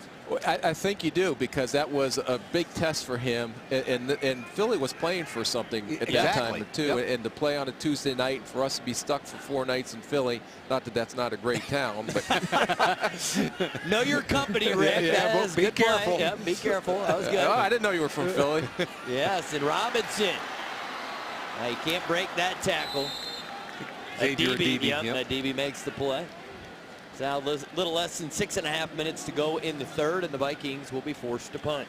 But it leads me to believe that this kid's got to get a shot pretty much every week during the season to prove that he can't do something, because he showed he can, and if he takes care of the football, doesn't turn it over, he adds a dimension you don't have. And I know Bill Musgrave and that offensive staff do such a great job once they get into the game planning part of it and finding what our players do best and how can we utilize them to help us win ball games. And I'm sure they'll do that with Joe Webb. Chris Kluwe on to punt. We only have 10 men on the field. We're missing our right wing. Yeah, David Herron was why there was a wide lump in the left. Still fourth down. David Herron was not sure whether he should go into the game or not, and now it looks like this is the fourth quarter in the last preseason game. Yeah, but that's the one where the guy who runs on late always gets beefed at by us up in the booth, when sometimes it's not even him, it's Prefer yelling for a wing. Get me a wing. Not as organized as Coach Prefer is. I would not put that on him. Right. So Kluwe to punt. Holiday is deep for the Texans. Not a very good punt. See if it takes a Vikings bounce. Holiday comes up to field it, and he'll be tackled right there. That's Marcus Sherrills. Really good coverage all preseason by the Vikings special team. That was Camarillo who came in there to make the play. The veteran receiver. 43-yard punt, 3 yards on the return. Iglesias trying to get in there to make the play.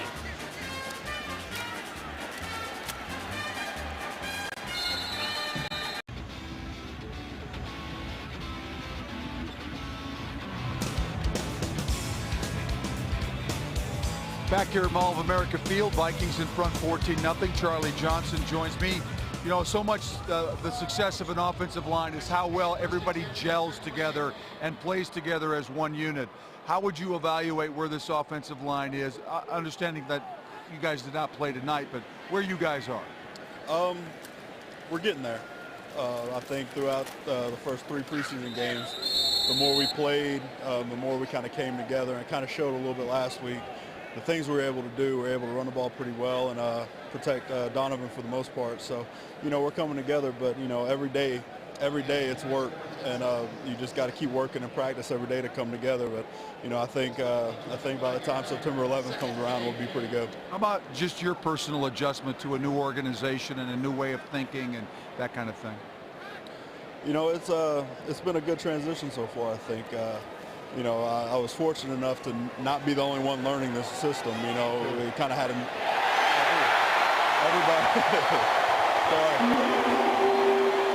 know, the whole offense was learning, so I was able to come in and we all kind of able to learn together. So that makes the transition easy when everybody has a new playbook and everybody's learning together. Very good. Thanks, Charlie. Back upstairs. Thank you, Randy. While you were talking to Mr. Johnson, a fine play by the rookie, Brandon Burton. And things are getting tighter in that secondary. Burton, hip-to-hip double move. Now find the football. really good job, Rick, because I don't see that with a lot of young corners and safeties, the ability to turn your back and find it. And the one thing, if you notice, when he's going up, watch him go up and high point the ball. He's not waiting for the ball to come down to him. He's going up over the receiver and go and get the ball. He has just as much right to that ball as that receiver does, and he did a great job exercising that right.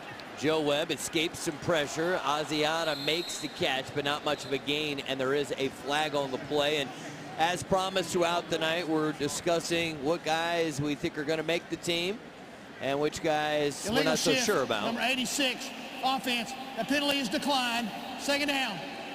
And Rick, you don't have to, be, definite about any of this. We're not holding you to any of this. That doesn't mean we can't have a conversation about it, but we're going to continue to do that while you're up here and look above the line and below the line. I know you two talked at length yesterday.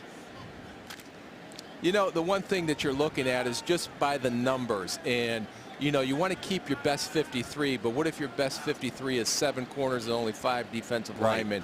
But you also have to have enough numbers to line up and play on Sundays too. So those are a lot of the decisions, not only what are the numbers you need at each position, but also who are your best 53 players, because you don't want to expose those players out to the wire, because more likely you're going to lose them. Well, I look at your corner situation, and Rick, you don't have to say a word, but the way I look at it is you're going to keep 5 or 6. These 4, I think, are on the team. Now, Brandon Burton just made a compelling statement. Charles has done great on special teams, and he's also flashed, and Cord Parks, for me, flashed last week. So the way I look at that is you've got 3 guys battling for either 1 or 2 spots at the corner position. Can I say something now, or do I got to wait till after this play? You can say whatever you want, big boy. And Webb, that's a nice throw. Nice throw. Into a tight window, 17 yards on the play. And there's a kid, again, Emmanuel Arsenault, who started off real slow, and he was from Canada. So he had not only had to get adjusted to the new system, but to get adjusted to American football. And you've seen him progress from week 1 in training camp to all of a sudden now, last week and this week, he's starting to make plays and he's starting to get more comfortable.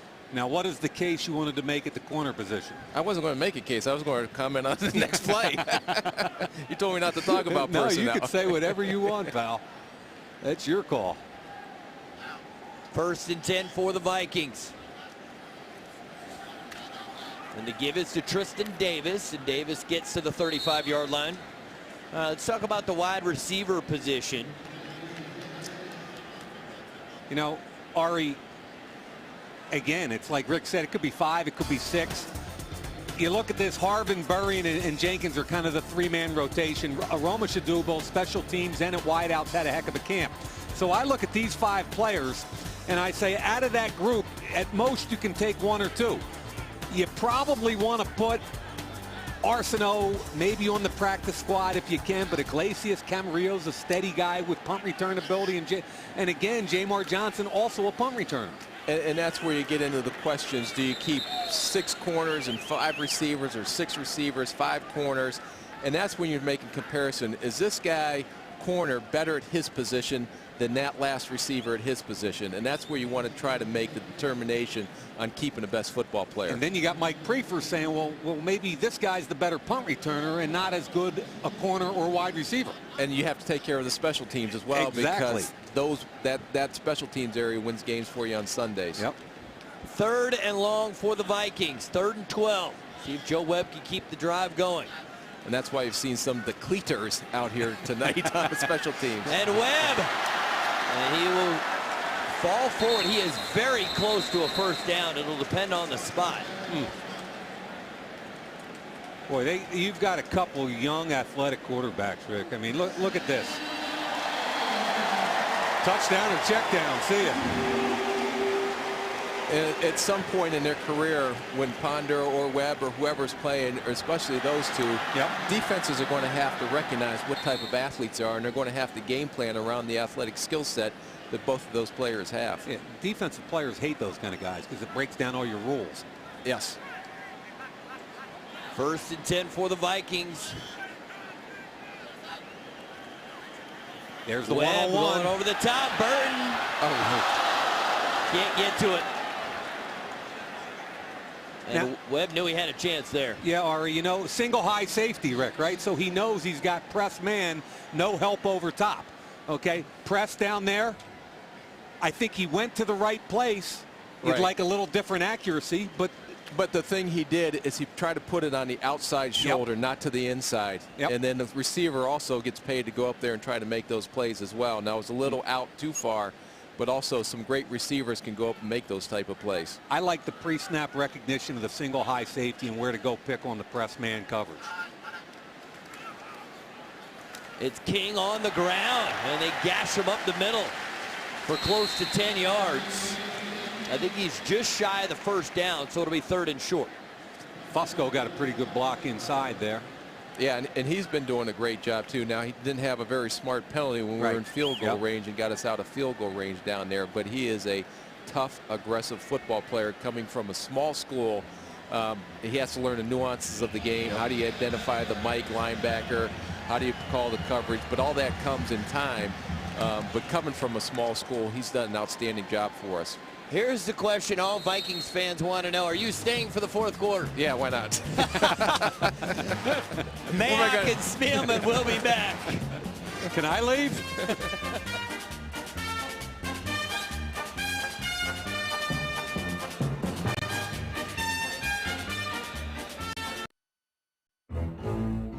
Vikings preseason football is brought to you by Miller Lite, the official beer sponsor of the Minnesota Vikings. Verizon, the official wireless partner of the Minnesota Vikings. GMC, find your select Minnesota GMC dealers at gmcdealsmn.com. And Vikings football, show your horns. Welcome back. Start of the 4th quarter. There's Adrian Peterson reminding everyone. Red Zone brought to you by the Minnesota State Lottery. Ari Wolf, Mike Mayock, joined by Vice President of Player Personnel, Rick Spielman. And here's the first down and more for Caleb King, who gets it down close to the 10-yard line. And, you know, we've been talking a lot of quarterback stuff, and I know this is going to make you happy, Rick. Your 2 young quarterbacks, Ponder and Webb, combined for 13 of 21, 100 yards, a touchdown, and no turnovers. And that's the key thing, no turnovers. And there you see, this is a lot of things that he showed in college, Caleb King did. And those are some of the flashes that you've seen when we broke him down before the supplemental draft. And it's nice to see him getting his first opportunity tonight just to learn a little, you know, a couple plays so he can go out there and show if he is practice squad worthy or is he a 53-man roster guy or is he not worthy at all. And I like Daisiata sticking his helmet in there, too, on the ISO. King trying to get to the edge. And forced out of bounds. Here's at the 7-yard line. And Asiata was a one-back in college. And you see him here leading around the edge, and he's learning fullback. But the one thing he does a great job trying to run his feet through on contact and knock people back. And that's something that you can't teach. I think that's something that's within you when you're trying to learn, especially at that position, at the fullback position, because you got to want to have to short neck and hit people. And he's going to need to run his feet because he's not as big as the traditional fullback. No. 2nd and goal. Caleb King using good vision and strength. He's in. Touchdown, Vikings. And that's what we've been talking about when we've seen him. You see him here when he gets the ball. Does a great job using his eyes and cutting off blockers, not only once he gets through the line, but getting to the 2nd level. And he showed some power. How about our guy Ari Wolf using the word vision to describe it, which is exactly right. Look at the cut in the hole behind the center's block. Sees the 2nd level block. Now he drops the pad level and scores. So, Rick, he read 2 blocks correctly, made the right block, dropped the pad level, and scored. And ran the right play. After being in camp for a couple days, right? Yeah. The extra point is good, and the Viking lead is now 21-0. Caleb King making a case. He says, Spielman, put me on the team.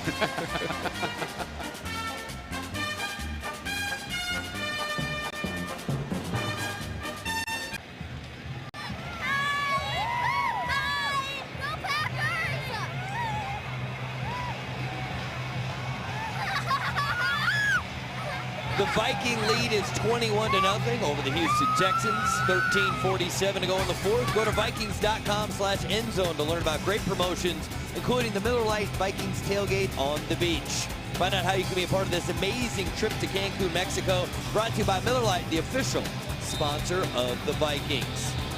And Rick, I saw John Cooper come off the ball in the first block there.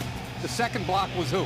It was Fusco. What he did was come off that combination block where he initially had a double team with the guard and then came up to the second level to the linebacker. Holiday is stopped. Caleb King was the star of that 11-play, 59-yard drive. Caleb King, 9 carries, 35 yards, and the touchdown.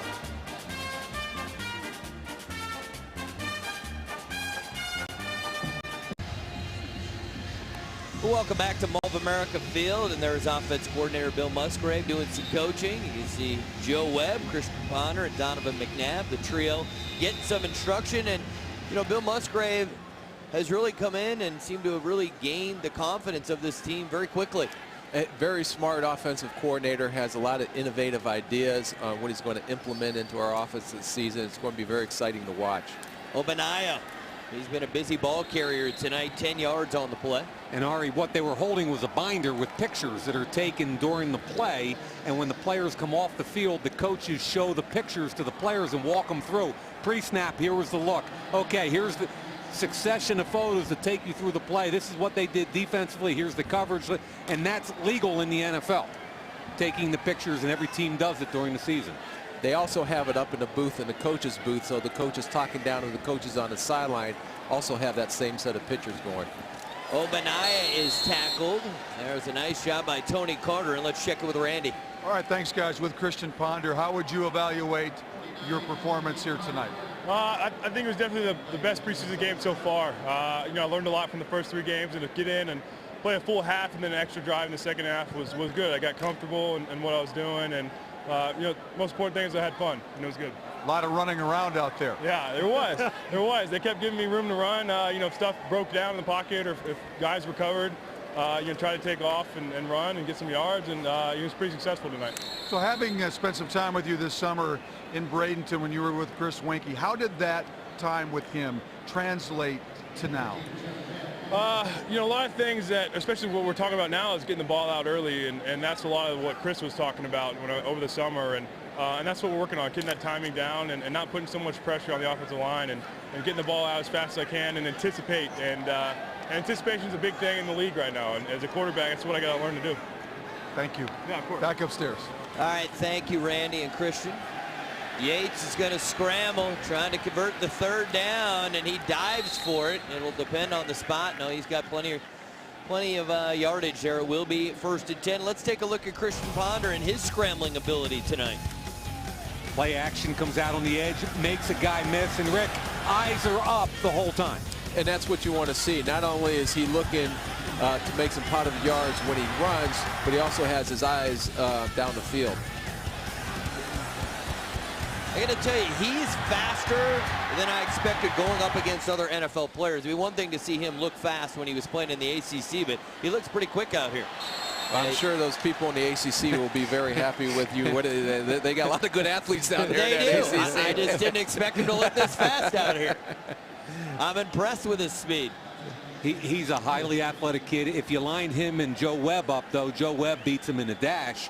But that's comparing a Cadillac to a pretty good. I don't even know where to go with that. Yeah, who are you going to get in trouble? I'm in trouble with Florida State. I have and you're no about idea to bash where. Another car dealer. Who the heck is sponsoring this? Be careful. 2nd and 10. Yates gets it to Garrett Graham. Been a favorite target tonight for the Texans quarterbacks. Gain of 8 on the play. You see a lot of completions over that middle, right over, and that's called a hank route, where that tight end comes and hooks up over. And that's one of the what we call cover 2 beaters, because that linebacker, that middle linebacker is getting so deep. So when a quarterback's dropping back into coverage and he sees the 2 safeties dropping back in half the field, he knows that that's one of the places where he can dump the ball off. Yeah, he's going into the area vacated by Russ Holman, and that's why you need to get a good pass rush in. Obanaya stuffed in the backfield. It's Larry Dean. Now hold everything. There's a flag on the far side of the field.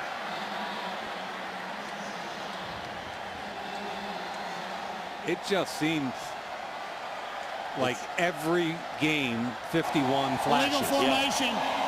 on the offense. And the one thing Number that Larry 70 was is, on the he's a end of the very line. instinctive football Penalty is player, declined. very quick-twitched Fourth down. athlete, which helps him overcome some of the lack of size or the natural height and weight that you're looking for at that position. But you can't teach instincts. You can't teach the quick twitch athletic skills that he has shown through the preseason. Is it true that he was just kind of a throw-in because you were talking to an agent about a different player and he wanted some help? Well, and I read that. I don't know if it's true. I mean, make Spielman sound like he's doing his job. Nobody knew about this kid. Nobody knew about this kid. He wasn't on any list. Sherrills comes up and fields the punt. Spielman is saved by the bell right there, Yes. baby. We're going to break, and Spielman, we promise, will be a new topic when we come back.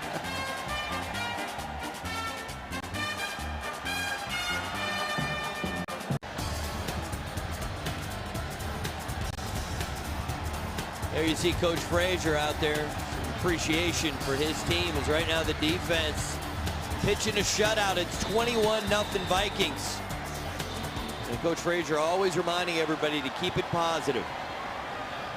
Caleb King is the tailback. He has the football. And he'll get pushed back after about maybe a half a yard. And let's talk a little bit about the tailback position. It's pretty obvious who's going to be the starter and everybody knows number 28. Yeah, 28 might make the team. Yeah, he should be okay this week. Hey, Rick, you went out in the limb on that one, huh? Attaboy. I'll go ahead and guarantee, I'll say that he has a roster spot going into the season. Gerhardt, a second-round pick from last year who's looked good. Booker, change of pace, third down guy and special teams guy. And the one below the line, I think that has flashed tonight certainly is Caleb King, who, from my perspective, not speaking for Rick Spielman, is the kind of guy I think you try to get on your practice squad and let him develop. And again, that'll all shake out as we figure out how many running backs we're going to carry, how many tight ends, and how many fullbacks we're going to carry, because all those kind of coincide with each other on numbers. Yep. All those guys, including this guy, Caleb King, can learn a lot from watching number 28, but the one thing they can't learn from 28 is his incredible physical gifts. I mean, he's such a hard worker, right, and he's just a freak of nature athletically. So much fun to watch.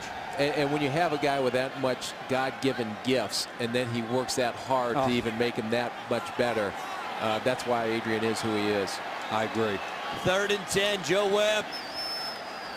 And they keep it on the ground and not much doing there. Just across the 20-yard line, Alexander Robinson. So the Vikings will punt.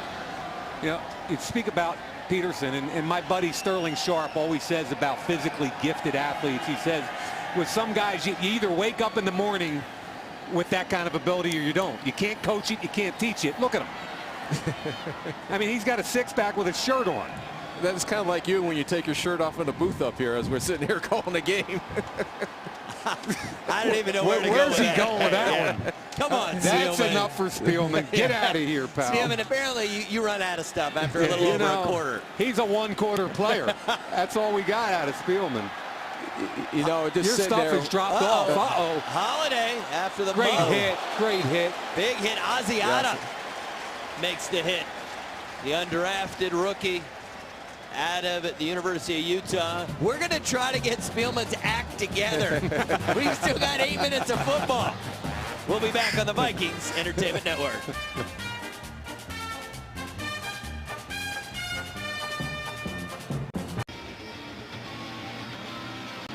Vikings lead the Texans 21-0.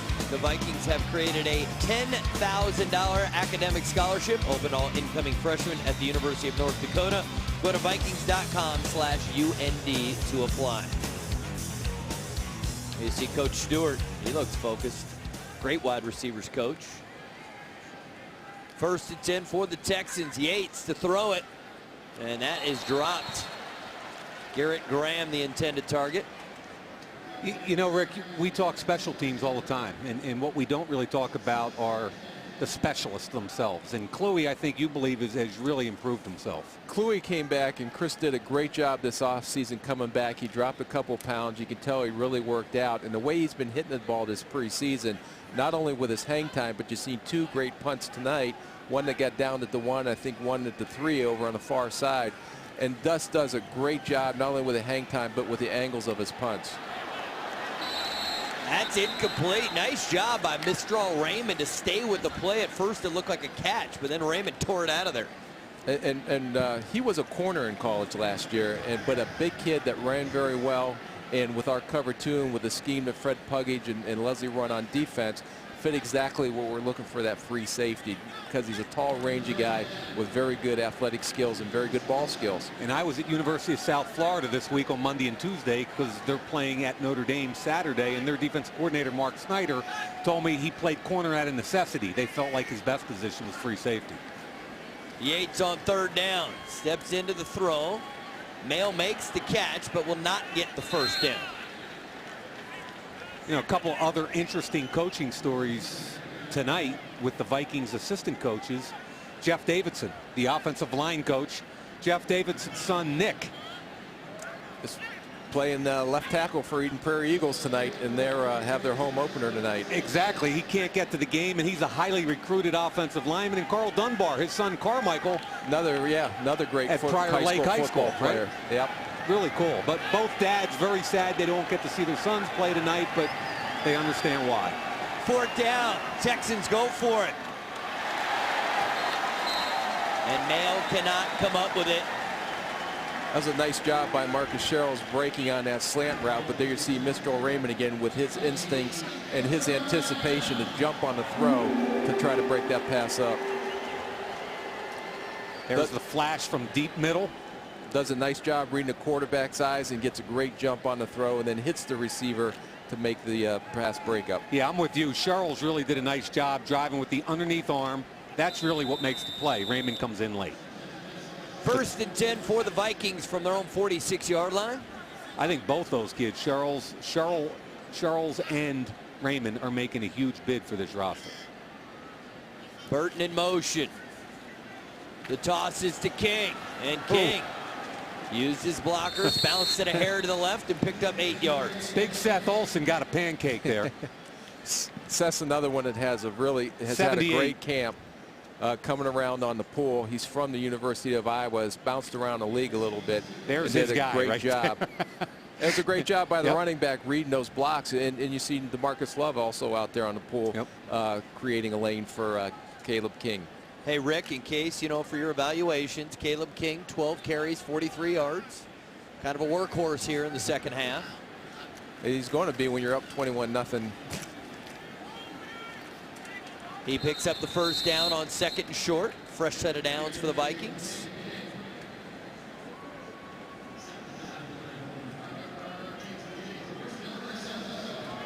So Rick, when you guys are up at 3 or 4 in the morning, how do you guys stop from just getting loopy and just so exhausted that you're like, let's just move on? I mean, how do you stay so focused with such important decisions in those late hours? And that's the reason, because they are important decisions, yep. and your adrenaline's flowing. It's just like on draft weekend, your adrenaline's going, you don't even know you're tired. Now Monday you know you're tired, yeah. But going through that weekend, you're just so excited about potentially picking up another player or two, or finding the guy that can help you win ball games. And Caleb King picks up 5 yards on first down. Clock continues to tick now, 5 minutes and 40 seconds and counting. I think you've got some tough decisions with that offensive line, and we just highlighted Seth Olson. We talked about DeMarcus Love. You can keep plus or minus 9 players in that offensive line, and you probably have your 5 starters. And we can talk about a little bit of that after this play, but you've got an awful lot of guys battling for probably 2 or 3 slots. And what you're seeing, but probably hasn't noticed, is that Jeff Davidson's moving him from left tackle to right tackle. That's where DeMarcus Love has played. You've seen Patrick Brown play left tackle and right tackle. You've seen Chris Cook play, or I'm sorry, Ryan Cook play right guard, center. You've seen Cooper play right guard, center, left guard. So what we're trying to do is find guys, because if you're only going to have 7 up on game day, those 2 backups have to be able to play multiple positions. And these guys here are the starting 5 plus the 6th-round pick, DeMarcus Love. Below the line, I kind of think Ryan Cook with his versatility, and DeGear, who started games and could play guard or tackle. I like them. Fusco's a guy to me you might want to try and get through onto your practice squad if possible. But you've got 5, 6 guys really competing for 2 or 3 slots. And that's the one thing you ask yourself when you make these decisions. How sick are you going to be if someone claims that guy if you expose him, even though you'd like to have him on practice squad? All right, let's check with Randy, who's with number 28. Well, Adrian, you had Obviously, you and a bunch of the other starters not playing tonight.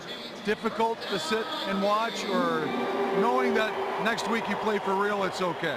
That kind of eases it, you know, but it's always difficult, you know, to sit back and watch. But, you know, this is a good time to give those young guys opportunity to come out and, you know, try to solidify a slot on his team. And then we get to see some of the guys, Joe Webb and Christian, see what these guys' performance look like. I've asked a lot of guys tonight about the mindset of playing your final preseason game, then getting ready to play for real next week. For a guy like you, how does the mindset change now as you get ready for the real thing? It's ready to turn it on. You know, just coming back in the lab Monday, being focused, knowing that, hey, you know, now we're really going to get this show going. And, you know, it's all about just preparation during the week. And if we're all on the same page, by the time Sunday come around, we'll be okay.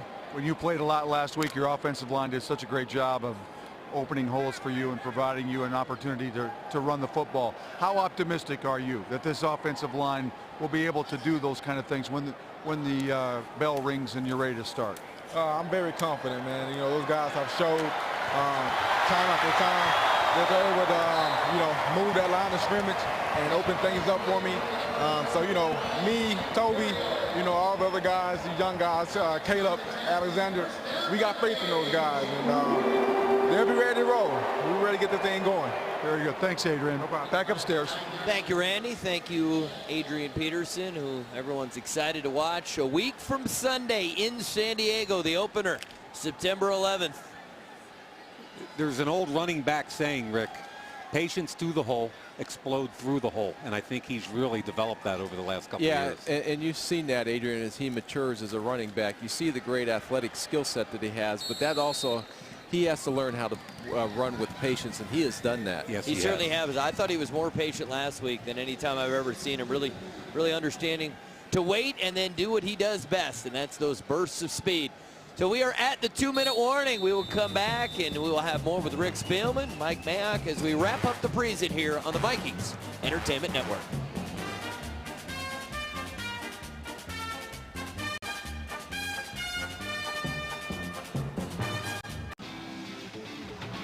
For the largest selection of Vikings merchandise, visit the Vikings Locker Room store at Mall of America or Rosedale Center, or shop from home by visiting Vikings.com. We see Basante Shanko in that picture, and we didn't get to see him on the field at all in the preseason, but you know what he can do, Rick, and I know you're excited, especially in these kind of situations. Shanko's so good in the red zone. And I think if this was a real game, he would have probably played this week, but just kind of keeping him fresh and making sure he's ready to go. He's also, if I remember correctly, in a contract year. Is that correct? In his final year of his contract? Yep. So this should be a very important year, obviously, for him, especially with drafting a second-rounder who's been so impressive, Kyle Rudolph, at his position. And that's one thing from a contract standpoint. We have to start identifying guys, and Rob Brzezinski does a great job managing our cap, making sure we're able to stay competitive year in and year out, going out and get the players that we need to get. So there'll be some you know, tough decisions, and a lot of it can be cap related as well when you make these roster cuts. Caleb King cannot get in.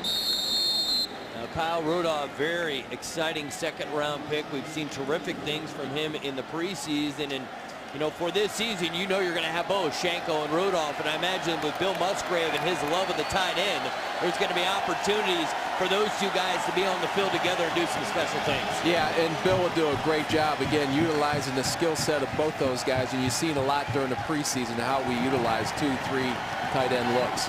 Fourth down, they'll go for it, the 11th play of the drive. Coach Frazier's always talking about finishing games. King, can he get in? Yes! Great job up front, just getting a push there on a fourth down conversion for a touchdown. Great job, Caleb King, using his eyes, finding that little crease in there and scoring a TD. 2 touchdowns on the night for Caleb King.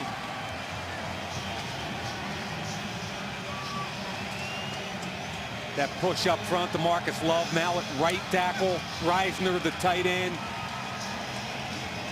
Did a real good job squaring the pads and getting low. A lot of guys fighting for jobs. Even with 47 seconds left to go in the last preseason game, guys are out there fighting for their life to have a job here.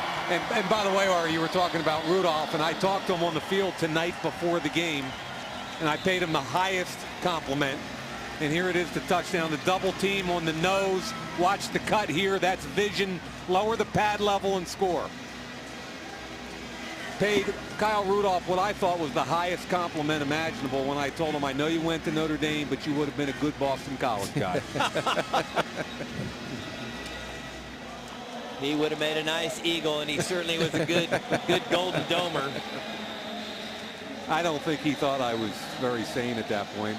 From behind, you get a good look at this. Fullback leads, but there's the cutback. Why? Because you get good movement at the point of attack. Center guard with the double team. And the other thing, we talk about the quarterbacks always keeping their eyes down the field, but there's a prime example of a running back keeping his eyes focused, finding that crease, and then driving his legs through contact to make sure he does get it in the end zone. Look at this guy. And the thing he did last year was he protected the football. Oh, he did. All those fumbles, and people told him he couldn't find. How many fumbles did he have last year, if I remember? I think maybe 2. I was going to say 3, yeah. Just did a great job recognizing he had an issue and going out and making sure it didn't happen again. Townsend. And he will take a knee, and the Texans will have 1st and 10 at their own 20-yard line. And Donovan McNabb has now joined the group that everyone who's ever shaken the hand of Adrian Peterson agrees with. Donovan said this week that Adrian has the strongest handshake in America. That's why I just gave him a fist bump. He came up to me when we visited training camp with the hand out, you know, and I'm like, no way. Now you've gotten me once too many on that. I learned my lesson the first time. I shook his hand one time at the combine 4 years ago, and I've been giving him fist bumps ever since. He's famous for that. Well, big play here for the Texans, and that's Javaris Williams. And he takes it all the way into Viking territory, 38 yards on the carry. They got David Akinney blocked at the point of attack, turned the defensive end out, made the cut inside. There's the block at the point. Fullback gets in the second level untouched. That means the tailback's going to run a long time if the fullback gets the second level untouched. Well, they don't have to run another play, but they are huddling up. So they don't look like they're in any particular hurry. No, they're just saying, let's get out of here. Nobody's hurt. Let's go. So Rick Spielman, how about we survived a half. Rick Spielman. What do we owe you? Hey, good luck the next couple days. I know you're going to be working long, hard hours to make some tough decisions, but you guys got some talent here, and hopefully you guys will have the opportunity to come up with a great roster, and certainly best of luck this season to you. Well, thanks again. Thanks for letting me come up here and work with Coach Mayock and yourself, and it's been a privilege, and hopefully we're looking forward to a great season ahead. Good stuff, Rick. Thank you so much. Great job by you. All right, so the final score tonight, the Vikings 28 and the Texans 0. Granted, it's the preseason, but I'm still a little bit surprised by the final score. Even though we knew we wouldn't see any of the starters, but you know, you got to like to see the backup guys at the end there carrying that much and finishing strong. And even if those guys don't play for the Vikings, take some confidence for wherever they might end up. Let me give you some quick impressions from the game for me. Number one, Ponder. Thought he did a nice job, got more comfortable as the game went on. Rudolph, they split him wide. They kept him tight in a tight bunch. They used him in a variety of ways. I loved when they split him wide, threw a smoke to him for about 10 yards. Styles White, impressive off the edge. Did a nice job. Another defensive end who I thought may have been as good as any defensive player today, Adrian Owasam. Yes. He had a very strong game. And finally, Caleb King at tailback. Yeah, Caleb was pretty special in the second half, and now let's check in with Randy. All right, thanks very much with Kyle Rudolph. Got that first touchdown. How'd that feel? It's great. You know, anytime you can get your first touchdown out of the way. You know, we had guys today, you know, the starters didn't really play a lot, but a lot of guys had stuff to come out here and work on, and, you know, I felt like we played really well tonight. What do you think the things are that you had to work on, that you had to show, maybe in this last preseason game? For me, you know, it's just getting back into football shape, getting comfortable with, you know, being in a game setting. I missed a lot of games last season, and, you know, coming back out here the first time since October, this preseason was really important for me. Everybody talks about the speed of the game. Is it that much faster than what you were used to? And then how have you made that adjustment? There definitely is an adjustment, but I felt like the first couple of days of training camp, you know, after you have a few live periods, then you start to adjust, and especially week by week. You know, Tennessee to Seattle, then Dallas, and now with Houston, I felt comfortable each week. So now you get to play for real. a week from Sunday. What will that feel like for you? How excited will you be? Extremely excited. Like you said, it's finally for real. And to be able to go out there and, we have high goals this season. We want to start off on the right track. Congratulations. Thank you. Let's go back upstairs. All right, Randy, nice job. There you see Donovan and the gang heading to the locker room. Donovan, of course, will be the starter a week from Sunday in San Diego. We will still have more to come here from Mall of America Field as we wrap things up and sort of summarize the preseason and then look towards the start of the regular season. We're also going to take a look at the schedule. My pal Mike Mayock is going to break down the early season schedule. Don't go anywhere. More to come.